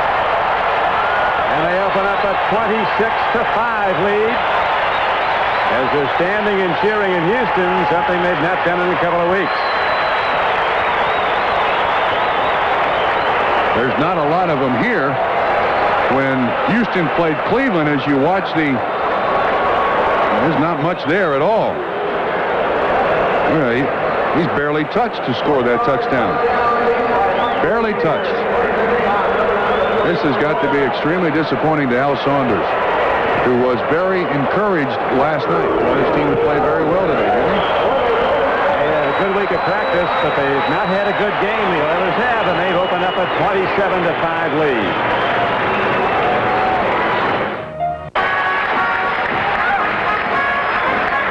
The Houston Oilers being led by that portly gentleman and cheers during the timeout. And they've had something to cheer about today as they've opened up a 27-5 lead over the San Diego Chargers. Houston kicking off again after the first score of the second half. Sprinting straight back, and he gets across the 25 and out to the 26-yard line. So Dan Fouts and the Charger offense fires again from their 26. Mojo took a spill. Here comes Mojo. There's the roll. He's still got one left. Mojo looks like a sea turtle there when he gets on his back, you know. Needs a little help to get him over on his flippers. He's just off the critical list at Slenderella. Yes, sir. Weight Watchers poster boy. Dan Fouts won't get anything going on that play as Johnny Means, the linebacker, came in and got him. A sack back inside the 20-yard line. That's the second sack of the day. The first one resulted in a touchdown. Look at it. This is a linebacker beating an offensive lineman, Jim Lachey, the Chargers' best offensive lineman. And that pretty much shows you that these guys aren't here today. Lachey, an outstanding player. I'm not sure Mark Herman even wants to go. I don't think he'd volunteer. I think he wants it at this point. Lachey and Kowalski the tackles. Fitzpatrick and McKnight the guards. Nasik the center. All over the middle, and the ball is separated from the receiver, Kellen Winslow, at the 27-yard line. And Fouts is down again. Johnny Means again beat Jim Lachey. Now watch the right-hand side of your picture. Means with pure foot speed goes outside. And it's also Robert Lyles. They have... And you're right, Lachey's an outstanding offensive tackle, beaten on that play, though. 9:21 to go in the third quarter. The San Diego Chargers are trailing the Houston Oilers 27-5. Chargers having trouble on third down. They've converted only one of 8 previous third down tries. 2 wide receivers set to the right. Fouts throws a quick in to Chandler. He knew right where he wanted to go as there was a blitz coming from that side. And it looked like there was a jump before the snap. Yeah, Jesse Baker. Encroachment, defense, number 75, 5-yard penalty, still third down. Jesse Baker was in the neutral zone. Bernie Kosar's thrown to Brian Brennan for a touchdown. The favored Browns are now back to within 2 of Indianapolis, playing at Cleveland Stadium today. Big development at Pittsburgh, where the Steelers have scored in the fourth quarter to lead Seattle 13-9. It's quite possible it'll be a 3-way tie for first in the AFC Central. The Oilers, the Browns, and the Steelers. If the Oilers and the Steelers win and the Browns lose to Indianapolis. Third down and 13 for Fouts and the Chargers. Again, the Oilers threaten blitz and come with it. Quick in goes to Chandler, and he's to the 30-yard line. This is a well-conceived defense from. They were naked back there, but they knew where the play was going to go, and they made the hit. Yeah, but the strange thing is, Patrick Allen is their best coverage man. Watch who makes the tackle on Wes Chandler. The other guy, 26, Audrey McMillan, is making his first start. Now, obviously, Patrick Allen is matching up with Wes Chandler, but you got other receivers over there. Get it out to Gary Anderson. Turn him loose. He's been no factor in this game. Only bright light so far has been the punting of Moshenko, but a penalty marker comes down as Willie Drury returns his kick. Drury on the run, working hard, is finally thrown down at the 20-yard line. With 8:35 to go in the third quarter, Oilers ready to go on offense again, in command of this game, 27-5. They led at halftime, 20-5. I don't see the flag. They threw one in. Maybe they picked it up. There was one thrown in right after the kick. Yeah, there it is. Where is that little devil? Oh, I see. That looked like running into the punter. Well, it's not out there on the field now. Somebody must have picked it up.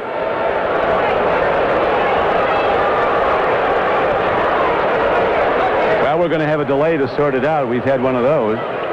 Why not have another? That's an ineligible man downfield. Face mask both on the punting team. On the tackle. Looked like they just got a hold of that face mask. Danny Walters. Am I correct? No, I take that back. Daniel Hunter, number 27. Make him punt it again.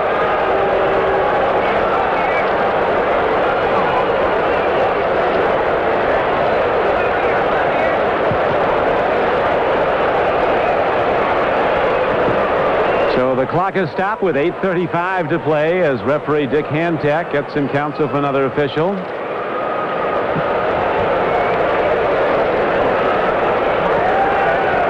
Now, after due deliberation, we have a result.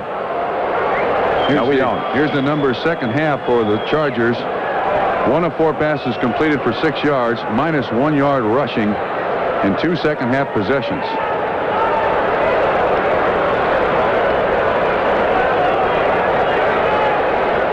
Jerry Glanville wants to get on with this thing. This is a victory, ending a 2-game losing streak. Albeit with a lot of time remaining. There is a correction. There was no face mask on the play. The player was on the shoulder pad. We still had ineligible on the kicking team downfield. The penalty was declined. It will be a first down and 10 yards, Houston. Okay. And now let's take a timeout.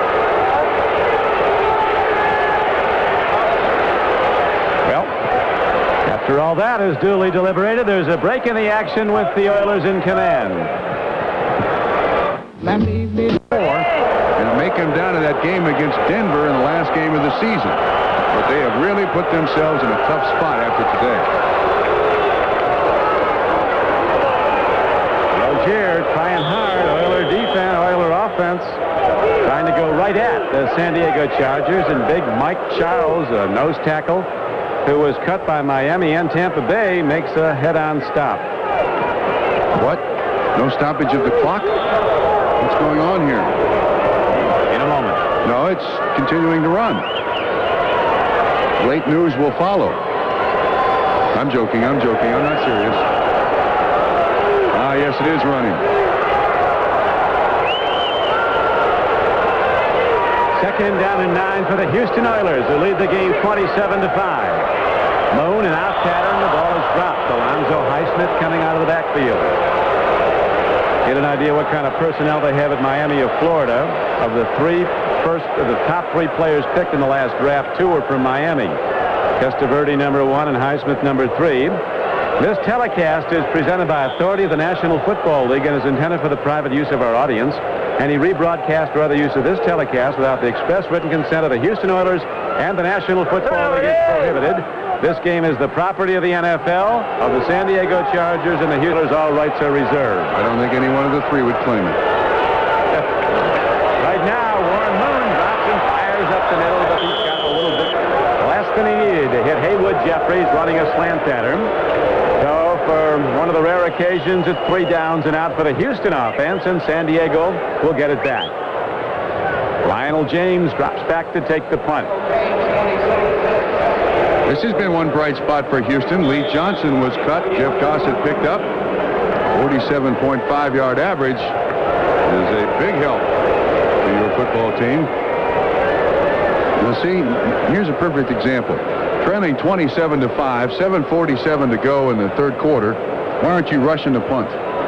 On every occasion, if you're San Diego, you've got to try to come up with some cheap points somehow to at least ignite some fire underneath your football team. And they're going for the return with Lionel James.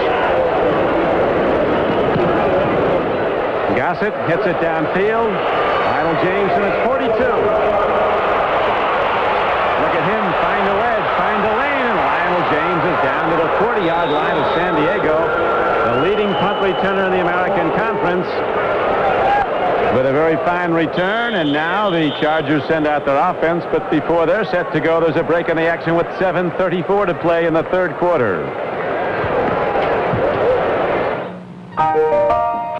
Here and still exuberant.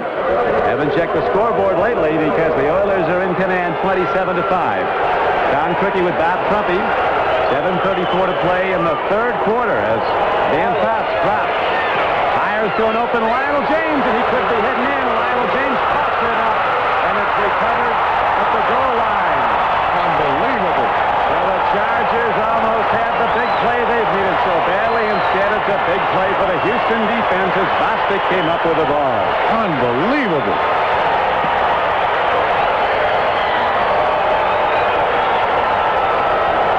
Biggest play San Diego has all day.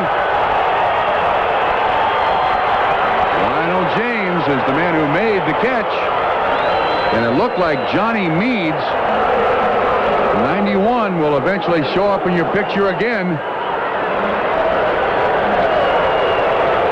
And when he breaks back, gets off to the races. Let's see if it's 91. Johnny Meads knocks it away. And Jeff Bostic recovers it. Houston ball.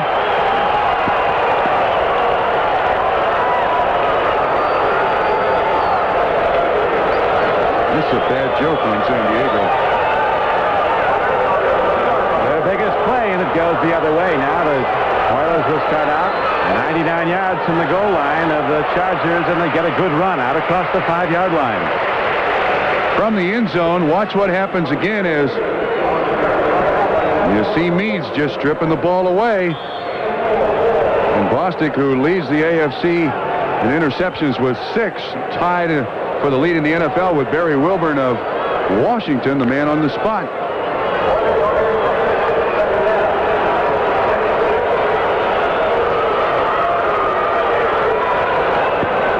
Second down and 6 for the Houston Oilers. Warren Moon under the leg, quickly gives the ball to Rozier. Turning the corner, Rozier fights for yardage, and a penalty marker comes in from the referee. Antek fired that one in from behind the quarterback. Holding Houston. Still in the fourth quarter, Indianapolis holding to a 9-7 lead over the Browns, who were favored by over a touchdown going in. Green Bay coming back in the cold against Montana, and the 49ers now trailing by 4 in the fourth quarter. The Giants in a game that's meaningless to them from a playoff standpoint because they're gone, beating the Eagles. Steelers up on Seattle. People talked about Seattle as a Super Bowl team. Now Seattle has to be wondering, are we going to go to the playoffs? They'll go to 7-5 if they lose today at Pittsburgh. Cincinnati had a 17-3 lead. They always find a way to lose, and now they're up by just 3 over Kansas City. That game in the fourth quarter at Three Rivers Stadium. If not Three Rivers, would you believe Riverfront? Riverfront. But at any rate, the ball here for Houston is at the Oilers' 6-yard line. Moon aligning in the shotgun. The up back is Rozier. Sometimes they snap it right to him, and he runs it. Moon from the end zone. Over the middle. A little too much out. It's incomplete at about the 14-yard line. Gibbons was the intended receiver. Moon could see the pressure coming at him. Gilbert, the man in coverage, threw the ball low. The fact that he's out there playing at all is worth mention. Now at 27-5. They're not really that concerned about making completions at this point in the game. Just making sure you don't give up the big turnover.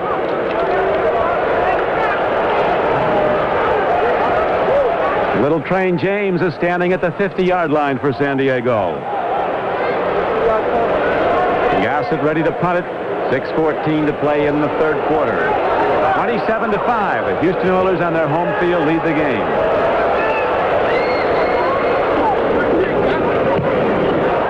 Short punt.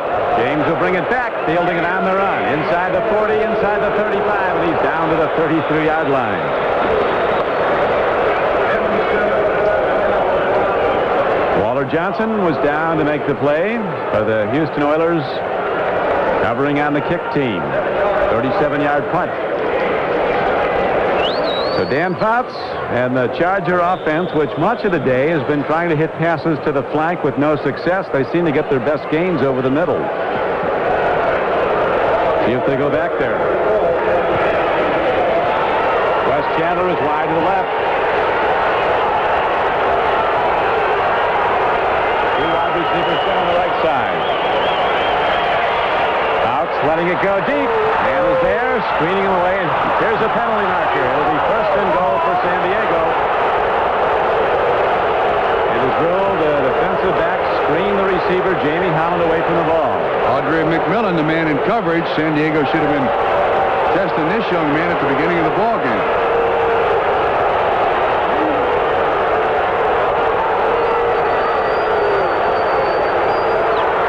Pass interference, defense, first down. That's a good call. Audrey McMillan was not looking back at the football. He's late turning around looking at the football, and the officials are going to call that every single time.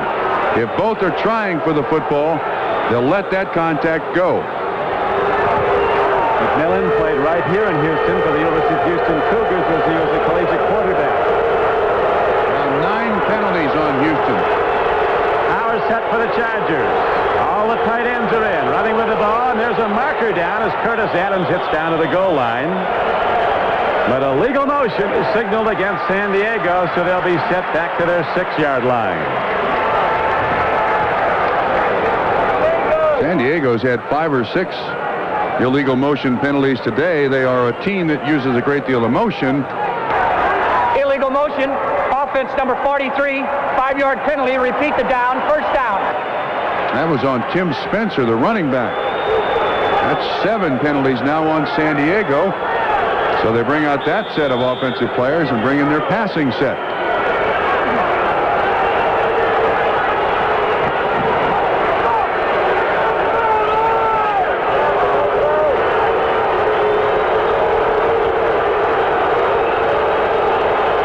First and goal from the 7-yard line for the San Diego Chargers. Fouts takes a look. He's going to Barry Redden, who can't hold on at the goal line. Out of the backfield comes the X-Man, Barry Redden. It's off his hands. Very close to the first touchdown of the game for the Chargers, but not quite. It'll be second and goal for Fouts in San Diego. They got what they wanted. John Grimsley, the linebacker, in coverage on Barry Redden.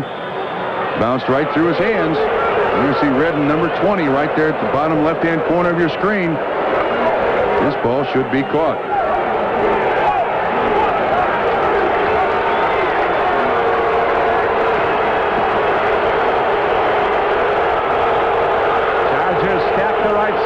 receivers. Now they bring people over. Holohan comes over, aligning as a wing back to the left. Wayne James goes in motion. Second and goal from the 7. Fouts, timing pattern. Holohan can't come down with it, but no, it's ruled incomplete. Holohan was running a pattern, so was Lionel James. James had his hands on the ball, but it is ruled incomplete. Lost it coming down. That time, 91, Johnny Meads, once again, right in the face of Dan Fouts. For some strange reason, San Diego's not been able to pick up that blitz at all. You see James almost makes the catch. And again, Trump, the ugliest of all situations arises for the Chargers. Third down. It has not been kind to them today.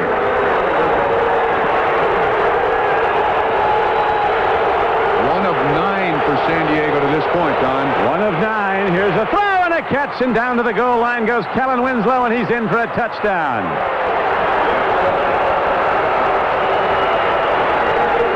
So the Chargers finally get in on their 10th third down conversion of the day. They get the touchdown throw. Coach Al Saunders walks the sideline, shaking a fist at his players, exhorting them we're not out of it yet, and they surely are not, with 5:20 to play in the third quarter. But you see, San Diego has not yet figured out this blitz package that Houston has, because again, there were people right in Dan Fouts' face. Extra point is up and no good. It's been that kind of a day. So a very unlikely score on the board, 27-11. Chargers would need 2 touchdowns, 2 extra points, and a field goal to win this.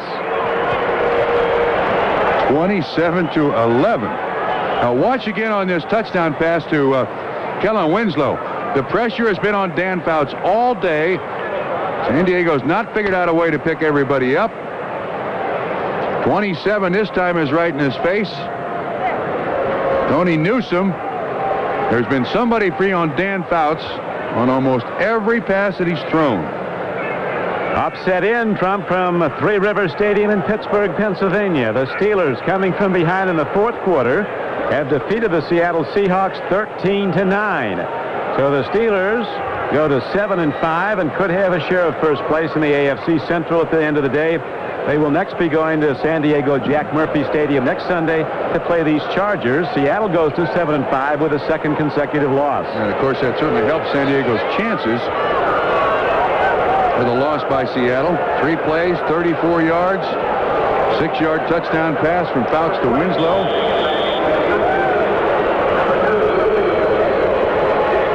Kickoff hit hard downfield.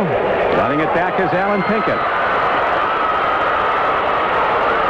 Pinkett gets to the 20-yard line, and that's where Houston will go on offense, 1st and 10.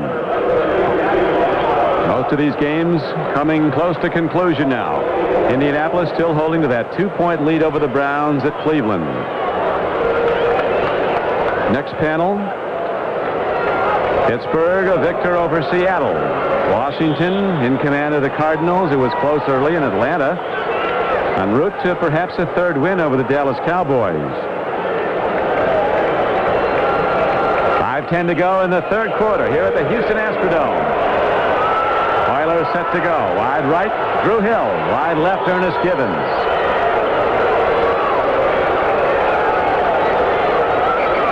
Pass, pick it off. Warren Moon in trouble. Lee Williams tries to run him down. He dumps it off, gets it to Drew Hill, and he's knocked out of bounds at the 29-yard line. There was a gain of 9 yards on that 1st and 10 play. Chip Hanks blasted him out of bounds, but Warren Moon, running and alertly scanning the field for the open man, finds one as Drew Hill saw him in trouble and came back. And a reminder, too, that Warren Moon, not practiced all week long, took an injection in his throwing shoulder on Thursday, and it was not determined until just before game time that he was going to play at all. He's played the entire game.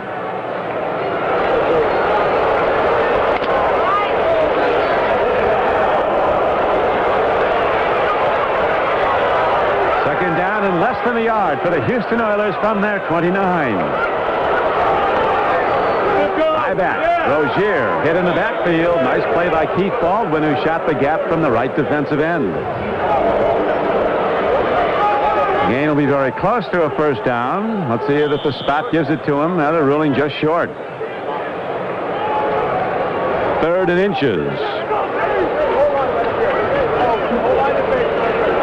One final in already on this 12th Sunday of play. The Steelers go to 7-5 with a victory today over favored Seattle, 13-9.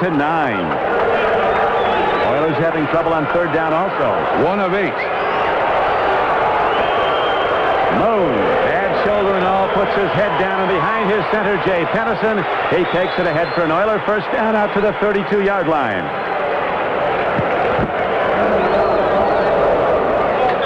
So that keeps the drive alive, and San Diego's nightmare continues. Now, Don, one of the things that is amazing about losing in the NFL, when you lose 2 games in a row, you forget how to win. And now when you've got the 3rd game in a row, now all of a sudden the coaches, no matter what they tell you, you really don't buy as a player. San Diego's now in that frame of mind. Confidence unquestionably shaken.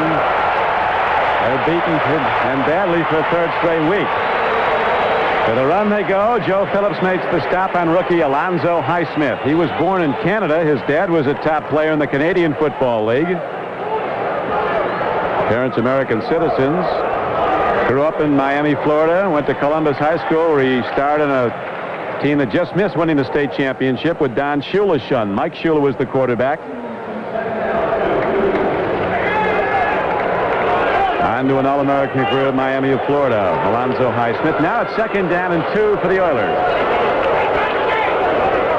Moon to Rozier. He's going to turn the corner and get the first down as he's out to the 45-yard line of Houston. Knocked down on the play by Charger linebacker Gary Plummer. I'm kind of surprised how much they're using Mike Rozier. Yeah. He hurt his shoulder in the 1st quarter, then sprained an ankle a little bit. And he's not having a very good rushing day, but still, you need him for the final 3 games of the season. You know, the way the numbers are coming in today from other football games, the Oilers, even though they've lost 2 straight, they're right in the thick of things, as they say, in the AFC Central. They're anxiously awaiting that Indianapolis-Cleveland score. Browns, the division leader in the Central, losing at the moment as Highsmith fights for yards on 1st down. Gets across the 45-yard line and out to about the 47. Joe Phillips and Gary Plummer knocked him down. A disappointing day for the Chargers, but this is a very good organization under its new owner, Alex Spanos. A lot of things are in place. When that strike came, they were ready for the strike season. Went 3-0 and got the jump on everybody else. They were getting players where a lot of people were wondering what's going to happen. Is there really going to be a strike? Won 3 games on the road, did the Chargers strike team, all coming from behind in the 4th quarter.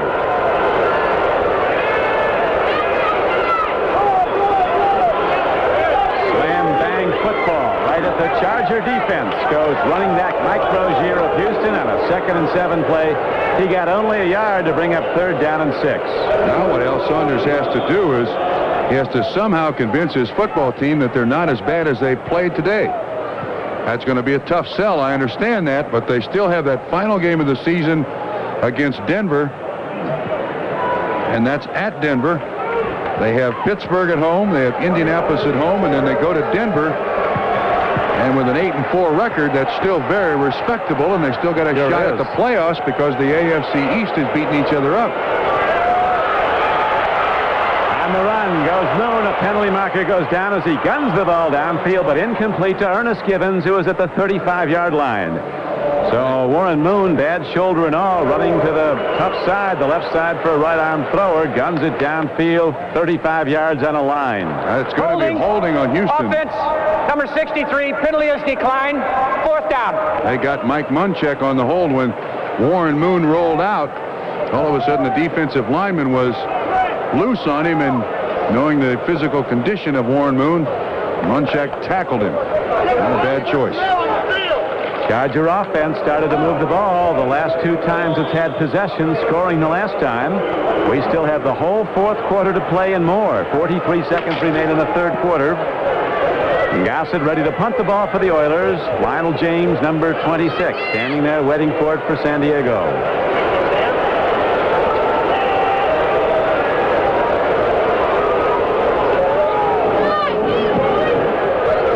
knuckleball.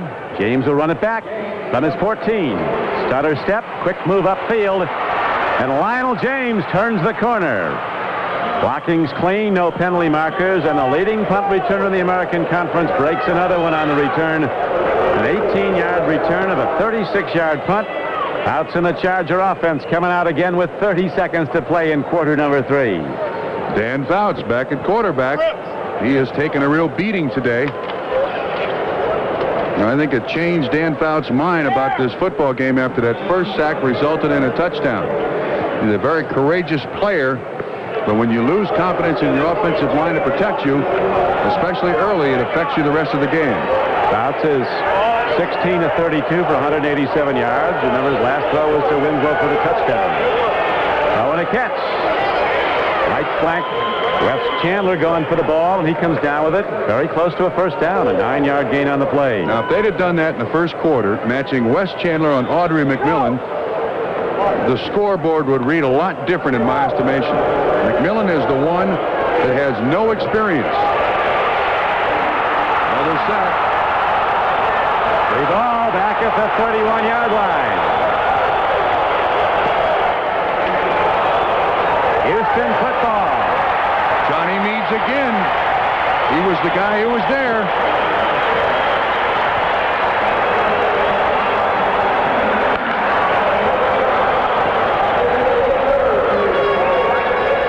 So the third quarter ends with the Oilers forcing a turnover and leading 27-11 are the Houston Oilers. We'll be right back after these messages from your local station. This week on It Started, number 91, Johnny Meads, a sack of Dan Fouts. The resulting turnover was a touchdown. It's now the fourth quarter, and San Diego still hasn't picked up that blitz. John Grimsley ends up being the recoverer. Houston ball once again. So the Chargers, with the recovery, have the ball now first and 10 at the 31-yard line of San Diego. Moon fakes to Rozier, looks deep, throws a hard fastball. It's taken down by Gibbons at the 13-yard line. It's a first down for the Oilers. Well, it looked like he popped his knee. It looked like when he tried to stop and turn and change directions, his foot caught in the turf, and his body kind of went out over his knee. He limped off a little earlier and came right back. Watch what happens here. Ankle. When he places his, see there? Kind of gets outside of his knee there a little bit. That's what happens on this AstroTurf. One foot sticks, the other one doesn't. Watch his left leg. All of a sudden, all his weight is right on that knee joint. He walks off, though. Hopefully he's all right.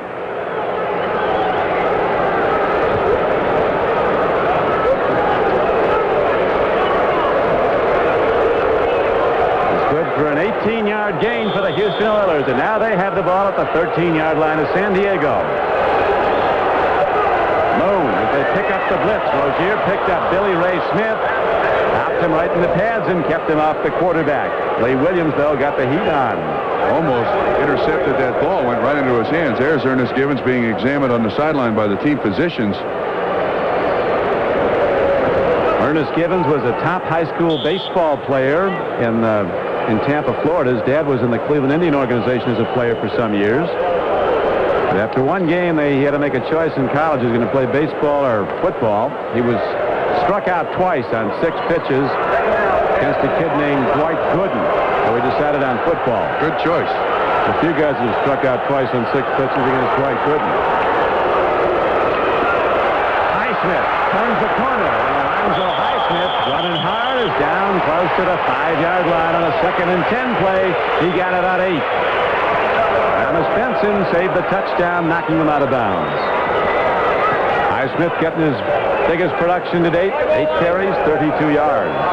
I like this idea, too. I wish he'd changed that ball to his other hand so when someone tackles him, he doesn't lose control of it. But Houston's been anxiously awaiting Alonzo Highsmith, exactly what he can do and what he can't do. The more carries you give him in the latter stages of this football game, the more comfortable he's going to be next week and the following week.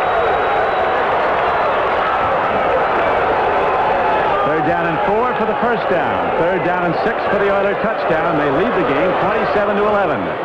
Pitch back. Mike Rozier runs it down close to the 3-yard line.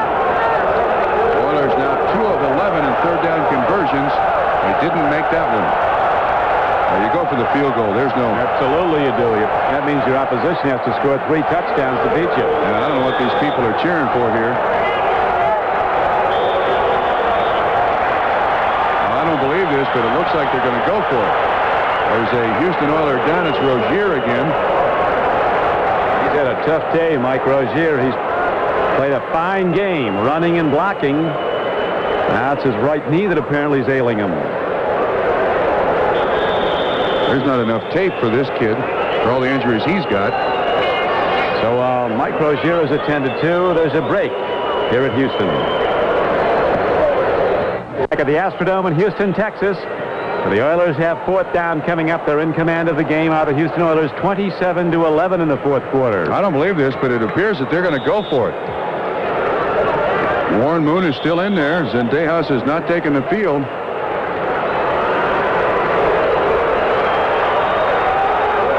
I feel perhaps they have the game in hand and they want to win big after being beaten big the last 2 games. By Cleveland and Indianapolis. Moon rolling out. Warren Moon's going to run it in for the touchdown. Terrific play. He had an option to his tight end, Jamie Williams. The defender didn't know which way to go, and Moon saw he had the angle, and he took it in for the score. Great fake up the middle, too, by Highsmith. He dove over the pile and fooled everybody.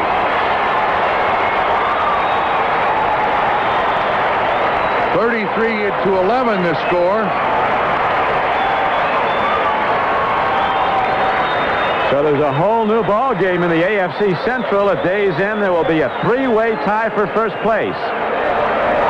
Extra point is good. Houston, 5 plays, 30 yards. Moon, the 3-yard run. This has been the big problem for San Diego. Houston's run 26 plays in the second half. San Diego's about to snap the ball for their 13th. See if Herman can get anything going. The big 6'5" passer from Purdue. Takes a look, out pattern. He's got a man. Lionel James takes it and is knocked out of bounds at about the 28-yard line.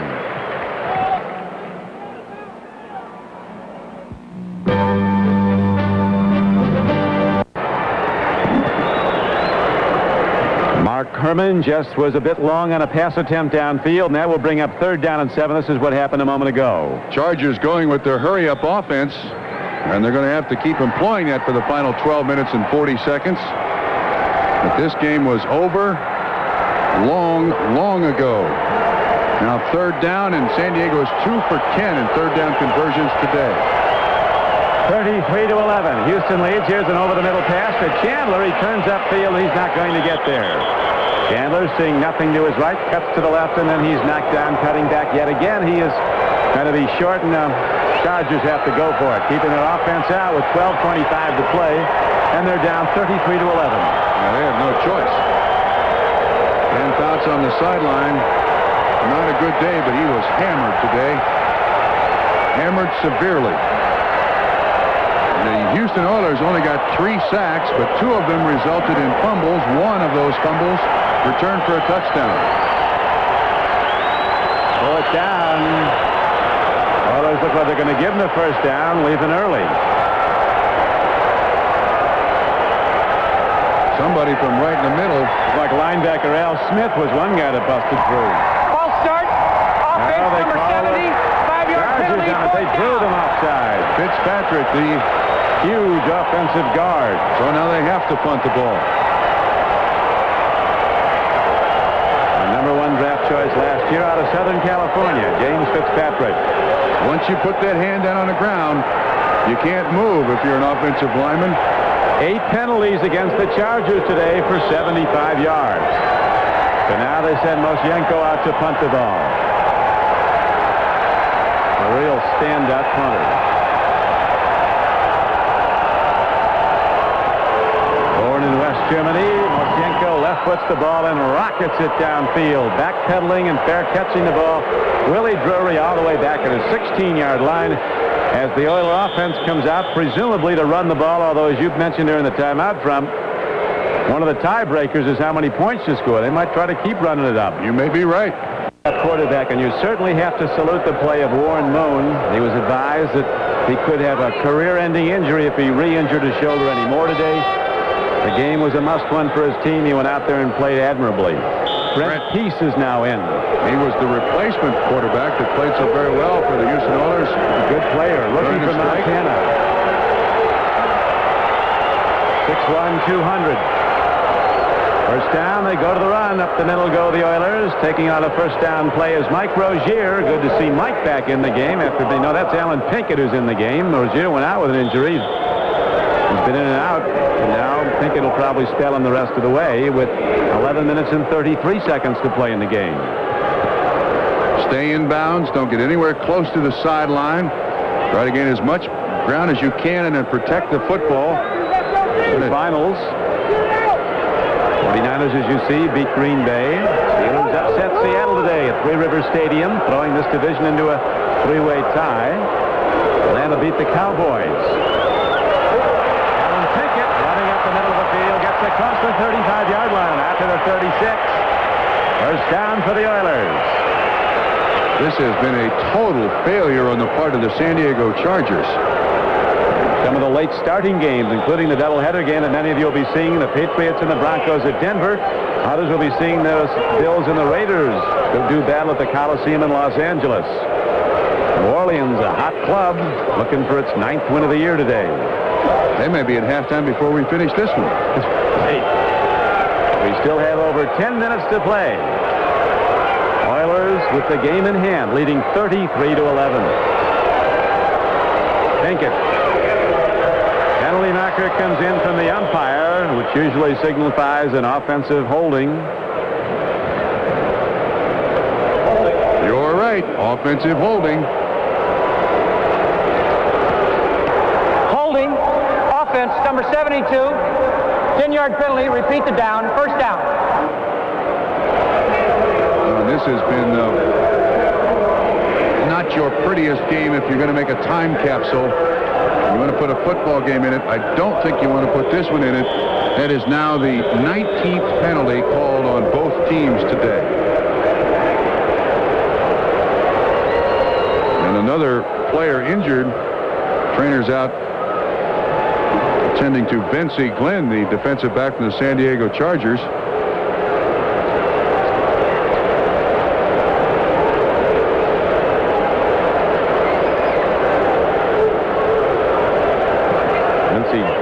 Banged up badly. That was a record he had a week ago.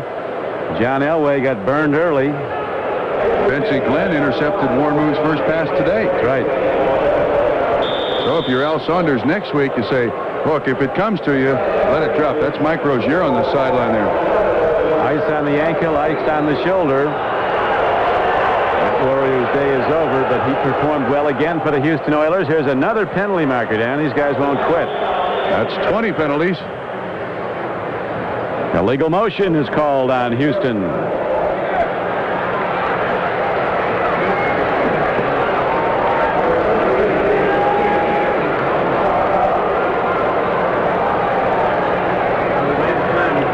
That stops the clock with 10 minutes and 5 seconds left to play in the game. Chargers go back trying to regroup. They'll play the Steelers next Sunday at San Diego Jack Murphy Stadium. The Steelers upsetting Seattle today. So Seattle drops 2 in a row, and Pittsburgh, with the victory today, gets a share of first in the AFC Central. Illegal motion. Offense, number 20. Penalty is declined. It will be second down. Randall too tough to handle Cunningham. The run-and throwing quarterback of the Philadelphia Eagles is having a big fourth quarter. Eagles were down to the Giants 20-6, and now Cunningham with 2 long touchdown pass plays of 36 and 40 yards has brought the Eagles back into a tie, 20-all with 48 seconds to play. 19 penalties on the day. I was incorrect. There are 20 penalties, but they didn't accept that one. Second down and 20. East hands off. Highsmith runs. Not much there. Chargers coming knocking. Play is whistled dead. There's no penalty on the play. What? Are you sure? Well, pretty sure.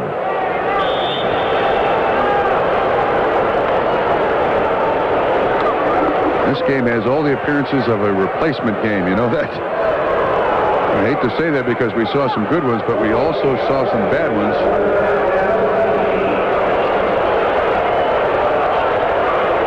far as the Oilers are concerned, this is a good one. Every W is.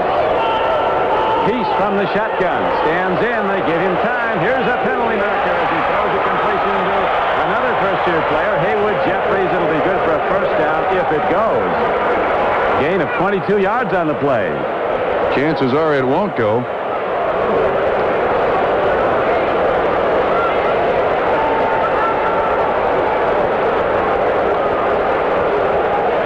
Illegal procedure, Houston. We call it back. Penalty has to be accepted because the first down was made. Now, you proposed a rule you'd like to see. A gimme. A gimme. Explain that. Illegal procedure.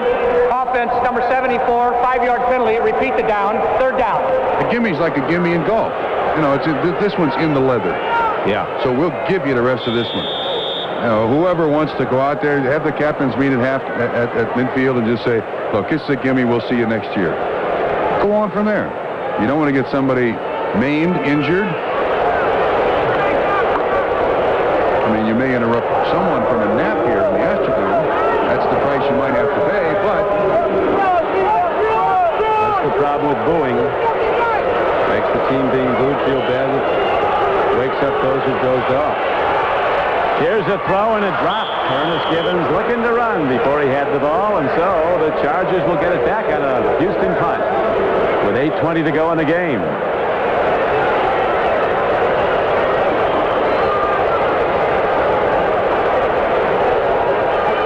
New Orleans has opened up a 14-0 lead on Tampa Bay.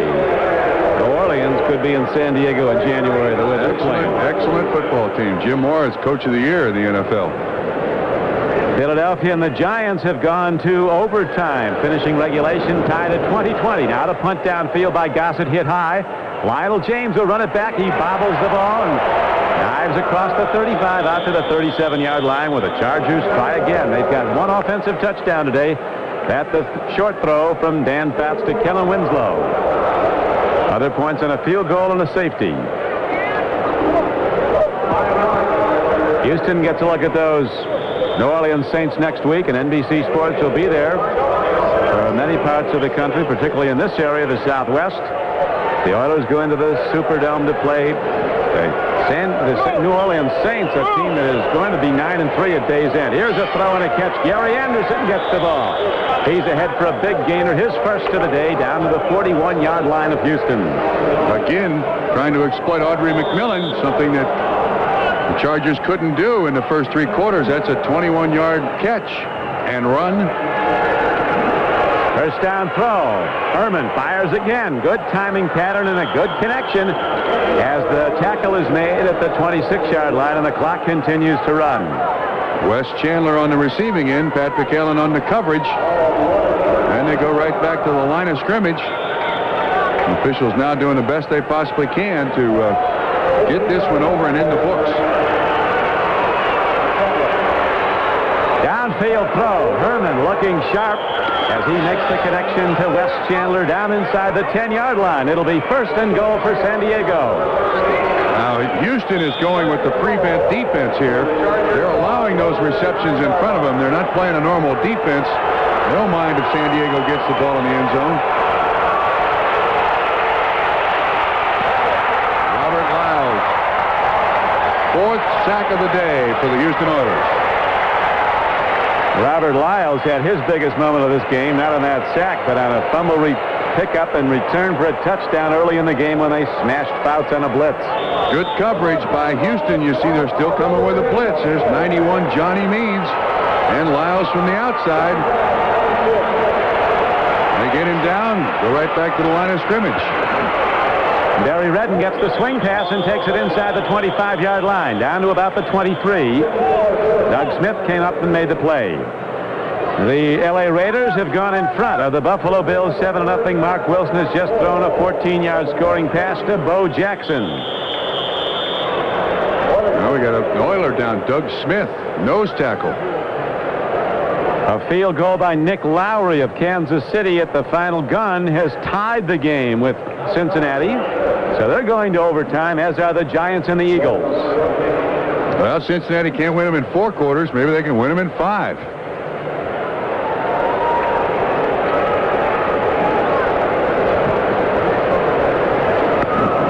Nose tackle Doug Smith, a former standout in the U.S. Football League out of Auburn, is being attended to with 6 minutes and 30 seconds left to play here at the Astrodome. It's a doubleheader day on NBC Sports. The Patriots and the Broncos are now underway at Mile High Stadium in Denver. As we mentioned, the Bills and the Raiders playing at Los Angeles. You'll see one of those 2 games in your area. This game has been a doubleheader in itself. Just about. So this will be a tripleheader day for some of you lucky folks. Some of the finals in today. Indianapolis upset Cleveland 9-7. Big ramifications in the AFC Central, where there's going to be a 3-way tie for first at the end of the day between the Browns, the Oilers, and the Steelers. Steelers upset Seattle today, 13-9.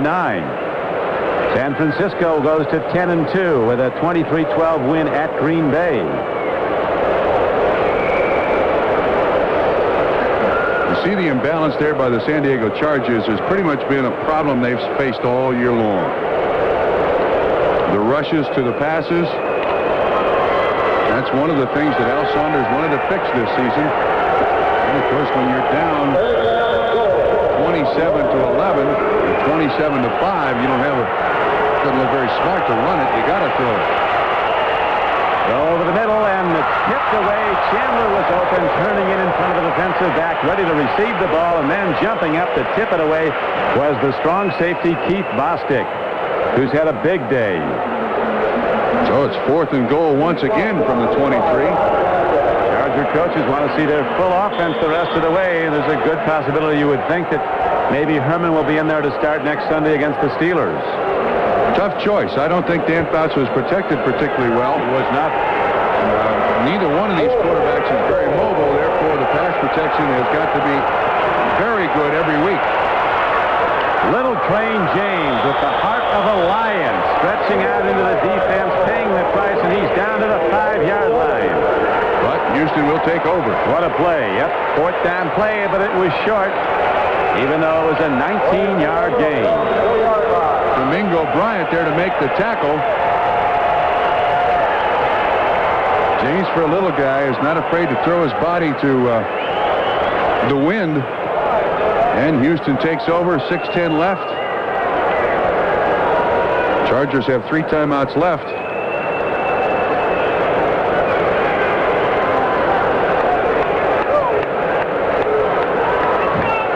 Brent Peace has come in to quarterback the Oilers here in the 4th quarter.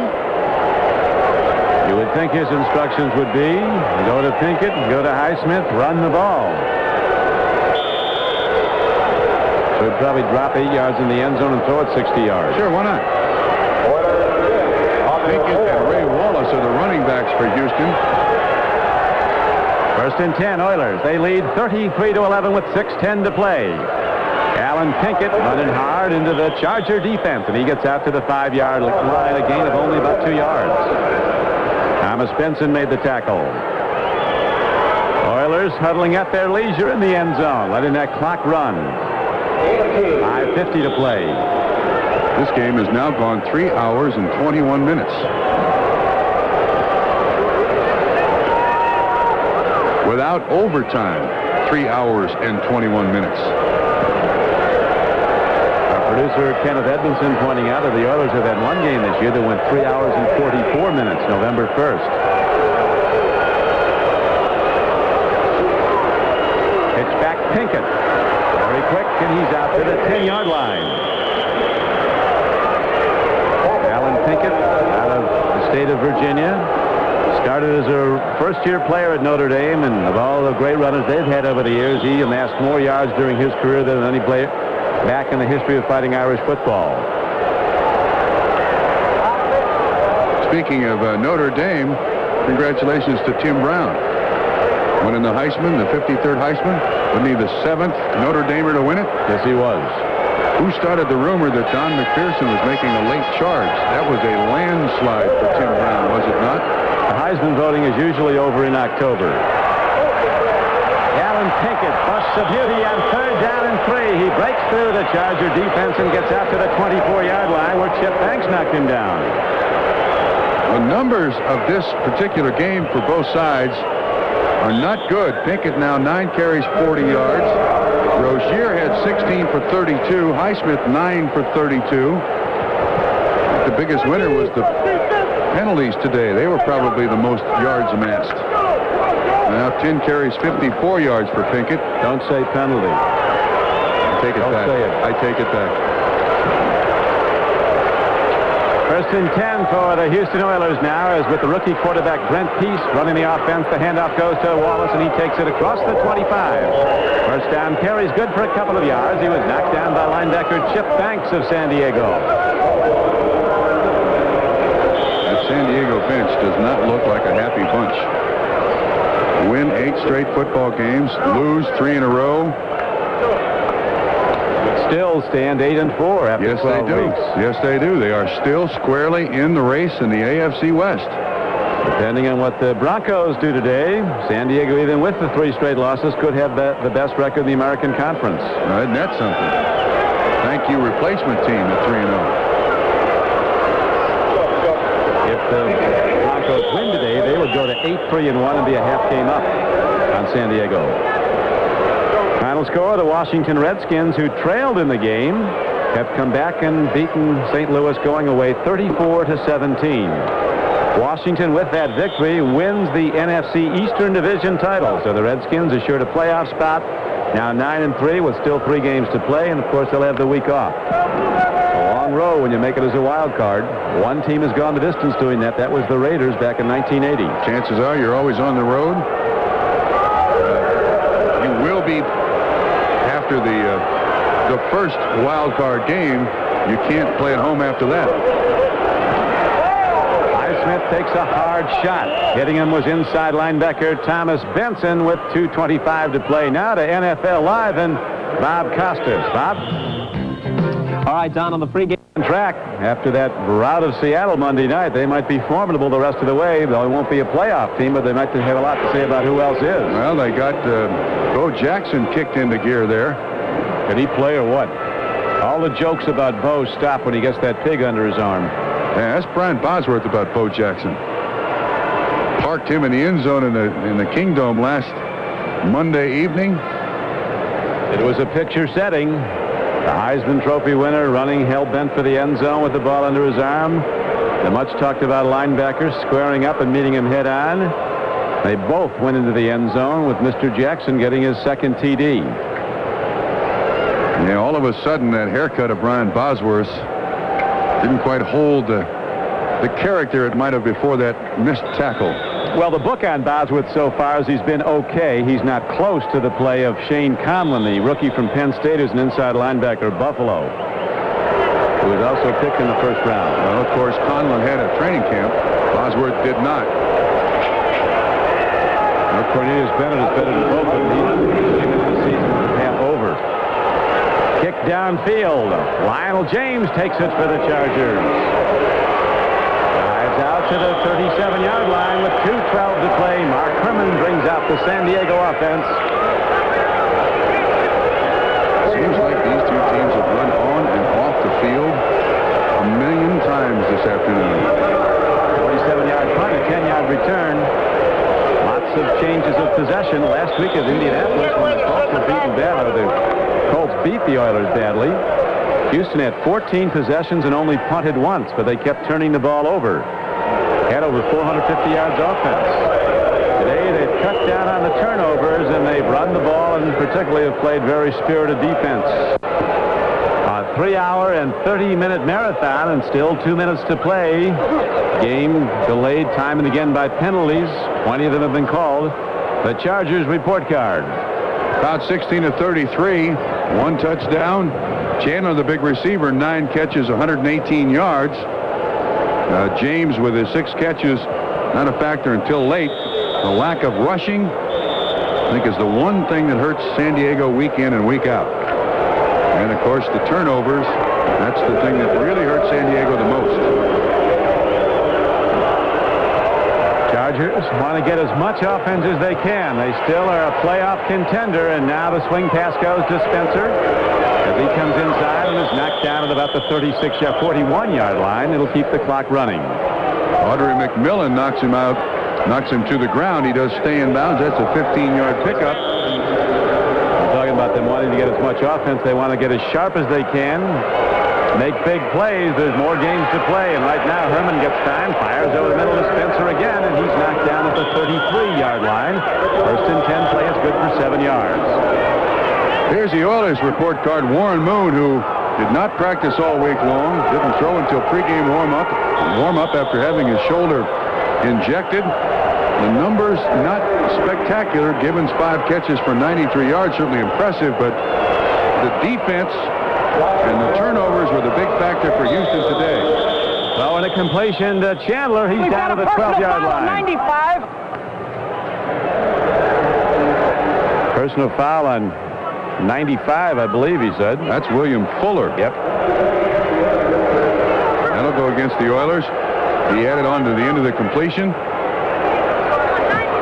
While we have a moment, it's time for the Most Valuable Player Award, sponsored by Budweiser, and today's MVP is the man with the ice pack on his shoulder, Warren Moon of the Houston Oilers.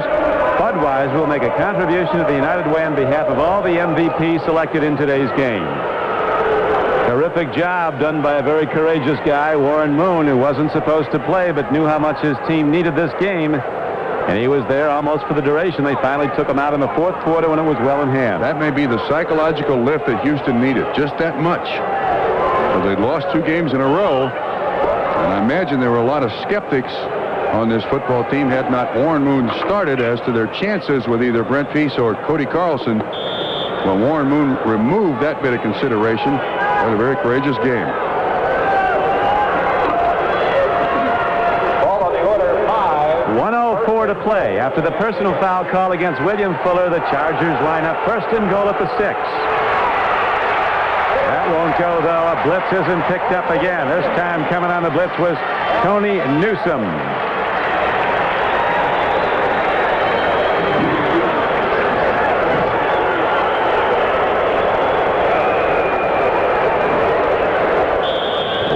To play. The sack places the ball at the Oiler 15-yard line.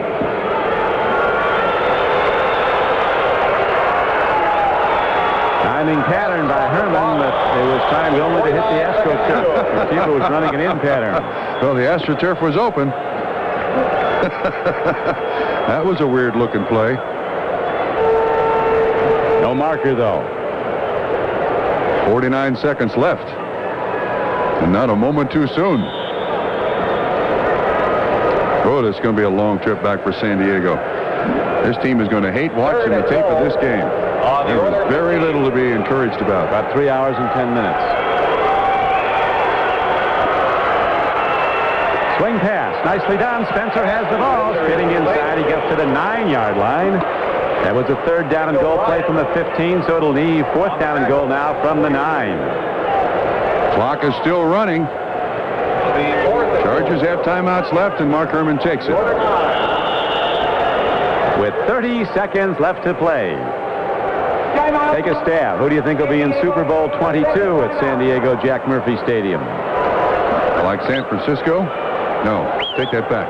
I like Chicago, and I like Cleveland. Well, to be to continue. But now the big play comes up.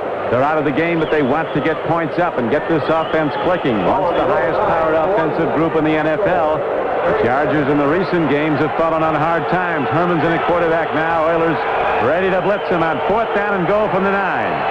Herman throws. It's caught for a touchdown by Gary Anderson. So with 26 seconds to play, the Chargers hit an impressive play.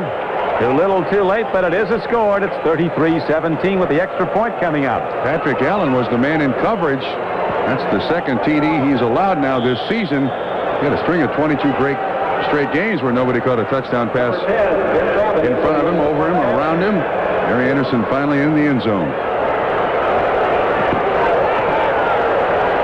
Anderson, 32nd reception of the season, good for a touchdown.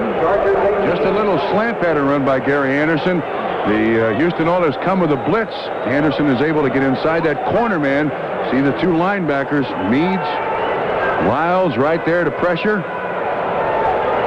And Anderson gets inside and makes a nice catch, too. Good hands catch by Gary Anderson, so we'll have an onside kick. Chargers will try to get the ball back somehow, any way they possibly can, to lose by less than 15 points.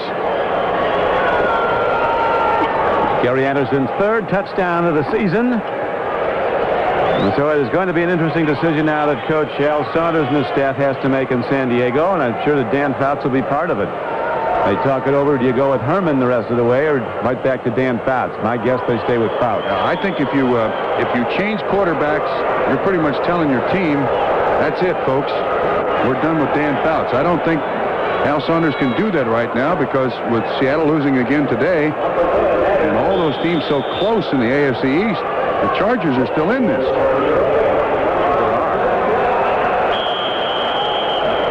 That ball tipped out of bounds by the Houston Oilers. They'll get it right where they knock it out of bounds. Houston ball. Once they snap the ball to the quarterback, game's over. They do not have to run a play at all. Don't forget, it is a doubleheader day on NBC Sports. Most of you will be seeing New England and Denver. They're now underway at Denver, Colorado. No score in the first quarter. Some of you will be seeing the Raiders and the Bills. Right now, Los Angeles leads Buffalo 10-0. That game is in the second quarter already. Now, after 12 games, this is what the Richard Klein, the executive producer of NBC Sports, is Michael Weissman. The coordinating producer of NFL football, Ted Nathanson. As we're down to 23 seconds left to play, the Oilers end their two-game losing streak, in which they gave up 91 points to the opposition. With an impressive victory today, they've overpowered the San Diego Chargers, and the Oilers are going to win it 33-18 to gain a share of first place in the AFC Central. The doubleheader day, the second game coming up shortly as the final numbers are up at the Astrodome. Oilers 33, Chargers 18. Our most valuable